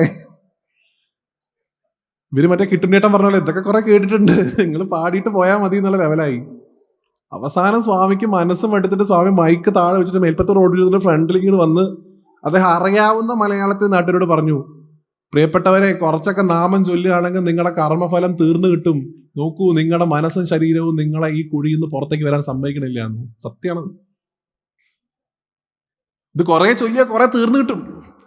അപ്പൊ നമ്മുടെ മനസ്സ് പറയും, രക്ഷപ്പെടണ്ട, ഇവിടെ തന്നെ കിടക്ക് എന്ന് പറഞ്ഞ് പിടിച്ച് വലിക്കും. അതുകൊണ്ട് അവരേത് പാട്ട് പാടിയാലും അതിന്റെ കൂടെ പാടിക്കോളുക. എപ്പോഴും പറയാറുണ്ട്, ഇത് ഗിവ് ആൻഡ് ടേക്ക് പ്രോസസ്സാ.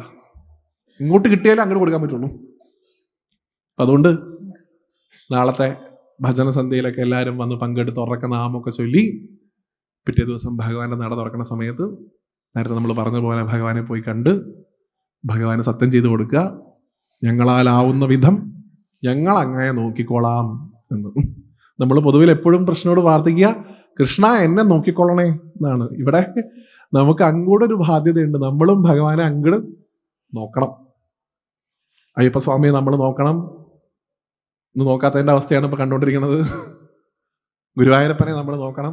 ഇതൊക്കെ നോക്കിയില്ലെങ്കിൽ എന്തുണ്ടാവും എന്ന് പുതിയ കാലഘട്ടം തെളിയിച്ചുകൊണ്ടിരിക്കുന്ന സമയമാണ്. പണ്ടാണ് നമ്മളെ നോക്കാൻ അവരുണ്ടായിരുന്നുള്ള ധാരണ ഉണ്ടായിരുന്നു. ഇന്നിപ്പോൾ നമ്മൾ തിരിച്ച് അവരെയും നോക്കണം. അപ്പം അതുകൊണ്ട് അത് ചെയ്യാനുള്ള ഏറ്റവും നല്ലൊരു അവസരമാണ് നിങ്ങൾക്ക് കൈവന്നിട്ടുള്ളത്. ഒരു ഗുരുവായൂരപ്പൻ്റെ ക്ഷേത്രം ഒരു നാട്ടിലുണ്ടാവുക എന്ന് പറഞ്ഞാൽ അവിടെ സമൃദ്ധി ഉണ്ടായി എന്നാണ് അതിൻ്റെ അർത്ഥം. ഭഗവാൻ ലക്ഷ്മീപതിയാണ്, സർവ്വതിൻ്റെയും നാഥനാണ്, ഐശ്വര്യങ്ങളുടെ നാഥനാണ് വിഷ്ണു. സർവ്വതിലും വ്യാപിച്ചിരിക്കുന്നതും അദ്ദേഹം തന്നെയാണ്. വ്യാപിച്ചത് കൊണ്ട് അദ്ദേഹത്തെ വിഷ്ണു എന്ന് വിളിക്കുന്നു. സർവ്വതിനെയും ആകർഷിക്കുന്നവനുമാണ് അദ്ദേഹം. അതുകൊണ്ട് അദ്ദേഹത്തെ കൃഷ്ണൻ എന്ന് വിളിക്കുന്നു. അങ്ങനെയുള്ള ഭഗവാന്റെ പ്രസിദ്ധമായിട്ടുള്ള അല്ലെങ്കിൽ കൂടുതൽ പ്രസിദ്ധിയിലേക്ക് സഞ്ചരിച്ചു കൊണ്ടിരിക്കുന്ന ഈ ക്ഷേത്രത്തിൽ വരാൻ സാധിച്ചതിലുള്ള അതിയായിട്ടുള്ള സന്തോഷം നിങ്ങളെ അറിയിക്കുന്നു. കൂടുതൽ കൂടുതൽ അഭിവൃദ്ധിയിലേക്ക് ഈ ക്ഷേത്രം മാറട്ടെ. ഏതെങ്കിലുമൊക്കെ ഒരു കാലത്ത് ഇനിയും ഇവിടെ വരാനുള്ളൊരു ഭാഗ്യം എനിക്കുണ്ടാവട്ടെ എന്ന് പ്രാർത്ഥിച്ചുകൊണ്ട് ഒറ്റ കാര്യത്തോടെ പറഞ്ഞ് അവസാനിപ്പിക്കാൻ എന്നോട് പറഞ്ഞിരുന്നു, ഇവിടെ ശ്രീധർമ്മശാസ്താവിൻ്റെ പ്രതിഷ്ഠ ഉണ്ട്. നിങ്ങൾ കരുതരുത് അത് അയ്യപ്പസ്വാമിയാണ് എന്ന്. അയ്യപ്പനും ശാസ്താവും രണ്ടായിട്ട് കാണുക. അയ്യപ്പൻ എന്ന് വിളിക്കുന്ന അല്ലെങ്കിൽ മണികണ്ഠൻ എന്ന് വിളിക്കുന്ന അദ്ദേഹത്തിന്റെ ശരിയായിട്ടുള്ള പേര് ആര്യൻ കേരളൻ എന്നായിരുന്നു. പന്തളത്ത് വളർന്ന ആ കുട്ടി, അദ്ദേഹമാണ് നൈഷ്ഠിക ബ്രഹ്മചാരിയായിട്ടുള്ള ധർമ്മശാസ്താവിൽ വിലയം പ്രാപിച്ച ഭഗവാൻ. അദ്ദേഹമാണ് ശബരിമലയിലുള്ളത്. ശബരിമലയിൽ യഥാർത്ഥത്തിൽ അദ്ദേഹത്തിന്റെ സ്ഥാനം ആ ശ്രീകോവിലല്ല, അവിടെ അടുത്തുള്ള മണിമണ്ഡപം എന്ന് വിളിക്കുന്ന ഭാഗം, അവിടെ ഇരുന്നുകൊണ്ടാണ് ഭഗവാൻ സമാധിയായതെന്നാണ് സങ്കല്പം. ഇന്നിപ്പോൾ അത് എന്തോ ഭഗവാൻ റെസ്റ്റ് എടുത്ത സ്ഥലമാണെന്നൊക്കെ പറയുന്നുണ്ട്. അങ്ങനെയല്ല, അത് ഭഗവാന്റെ ജീവസമാധിയാണ്. അതാണ് അവിടുത്തെ ഒരു പ്രാധാന്യം. അവിടെ ഇരുന്നുകൊണ്ട് ഭഗവാൻ തൻ്റെ ചൈതന്യത്തെ ശ്രീകോവിലുള്ള ധർമ്മശാസ്താവിൽ ലയിപ്പിച്ചു എന്നാണ്. യഥാർത്ഥത്തിലുള്ള ധർമ്മശാസ്താവ് ബ്രഹ്മചാരി അല്ല. അദ്ദേഹത്തിന് 2 ഭാര്യമാരുടെ സങ്കല്പമുണ്ട്. ഒരു ഭാര്യ, ഒരു പുത്രൻ എന്നുള്ള സങ്കല്പമുണ്ട്. 2 ഭാര്യമാരുള്ള സങ്കല്പം ഏതാ? പൂർണ്ണ, പുഷ്കല എന്നുള്ള 2 ഭാര്യമാരോട് കൂടിയിരിക്കുന്ന ഭാവമുണ്ട്. അല്ലെങ്കിൽ ഒരു ഭാര്യ, ഒരു കുട്ടി, അതാണ് ഇവിടെ ഉള്ളത്, പ്രഭ, സത്യകൻ. അപ്പൊ ഇവിടെ ഇരിക്കുന്ന ഭഗവാൻ നൈഷ്ഠിക ബ്രഹ്മചാരി അല്ല, അദ്ദേഹം ശാസ്താവാണ്. ആ ശാസ്താവിന്റെ അവതാരമായിട്ടാണ് അയ്യപ്പനെ കാണുന്നത്. അതുകൂടെ നിങ്ങൾ മനസ്സിലാക്കുക. നമുക്ക് നമ്മുടെ നാട്ടിലുള്ള ഈശ്വരന്മാരുടെ ഭാവമൊക്കെ നമ്മളൊന്ന് പഠിച്ചിരിക്കുന്നത് നല്ലതാണ്. കാരണം ഇപ്പൊ ഭഗവാൻ സ്വാമി അയ്യപ്പൻ എന്ന് വിളിക്കുന്ന അല്ലെങ്കിൽ ധർമ്മശാസ്താവായിട്ടുള്ള ശബരിമലയിൽ ഇരിക്കുന്ന ഭഗവാൻ എന്ന് പറഞ്ഞു കഴിഞ്ഞാൽ അദ്ദേഹം മോക്ഷാവസ്ഥയെ തരാൻ പ്രാപ്തിയുള്ള ആളാണ്. എല്ലാം തരും, എങ്കിലും കോൺസെൻട്രേറ്റ് ചെയ്യുന്നത് ആധ്യാത്മികമായിട്ടുള്ള ഉയർച്ച, അതാണ് അദ്ദേഹത്തിന്റെ ഭാവം. ഇവിടെ ഭഗവാൻ ഗാർഹസ്ഥ്യത്തിലിരിക്കുന്ന ശാസ്താവാണ്, ഭാര്യയും കുട്ടിയൊക്കെ ഉണ്ട്. അപ്പൊ ഗാർഹസ്ഥ്യത്തിലുള്ള ആൾക്കാർക്ക് ആശ്രയിക്കാൻ പറ്റിയ ഭാവമാണ് ഇവിടെ ഉള്ളത്. അപ്പൊ അതുകൊണ്ട് ഇവിടെയും കുടുംബമായിട്ട് വന്ന് നിങ്ങൾ തൊഴുന്നത് വലിയ നല്ല കാര്യമാണ്. നിങ്ങൾക്ക് കുടുംബത്തിലുള്ള കലഹങ്ങള്, പ്രശ്നങ്ങളൊക്കെ മാറാനൊക്കെ ഇവിടെ ഇരിക്കുന്ന ശാസ്താവിനെ ഭജിക്കുന്നത് നല്ലതാണ്. ഇവിടെ ഒരാൾ എന്നോടത് പറയാൻ പറഞ്ഞിട്ടുണ്ടായിരുന്നു, ഭാവം എന്താണെന്ന് പറഞ്ഞു കൊടുക്കണമെന്ന്.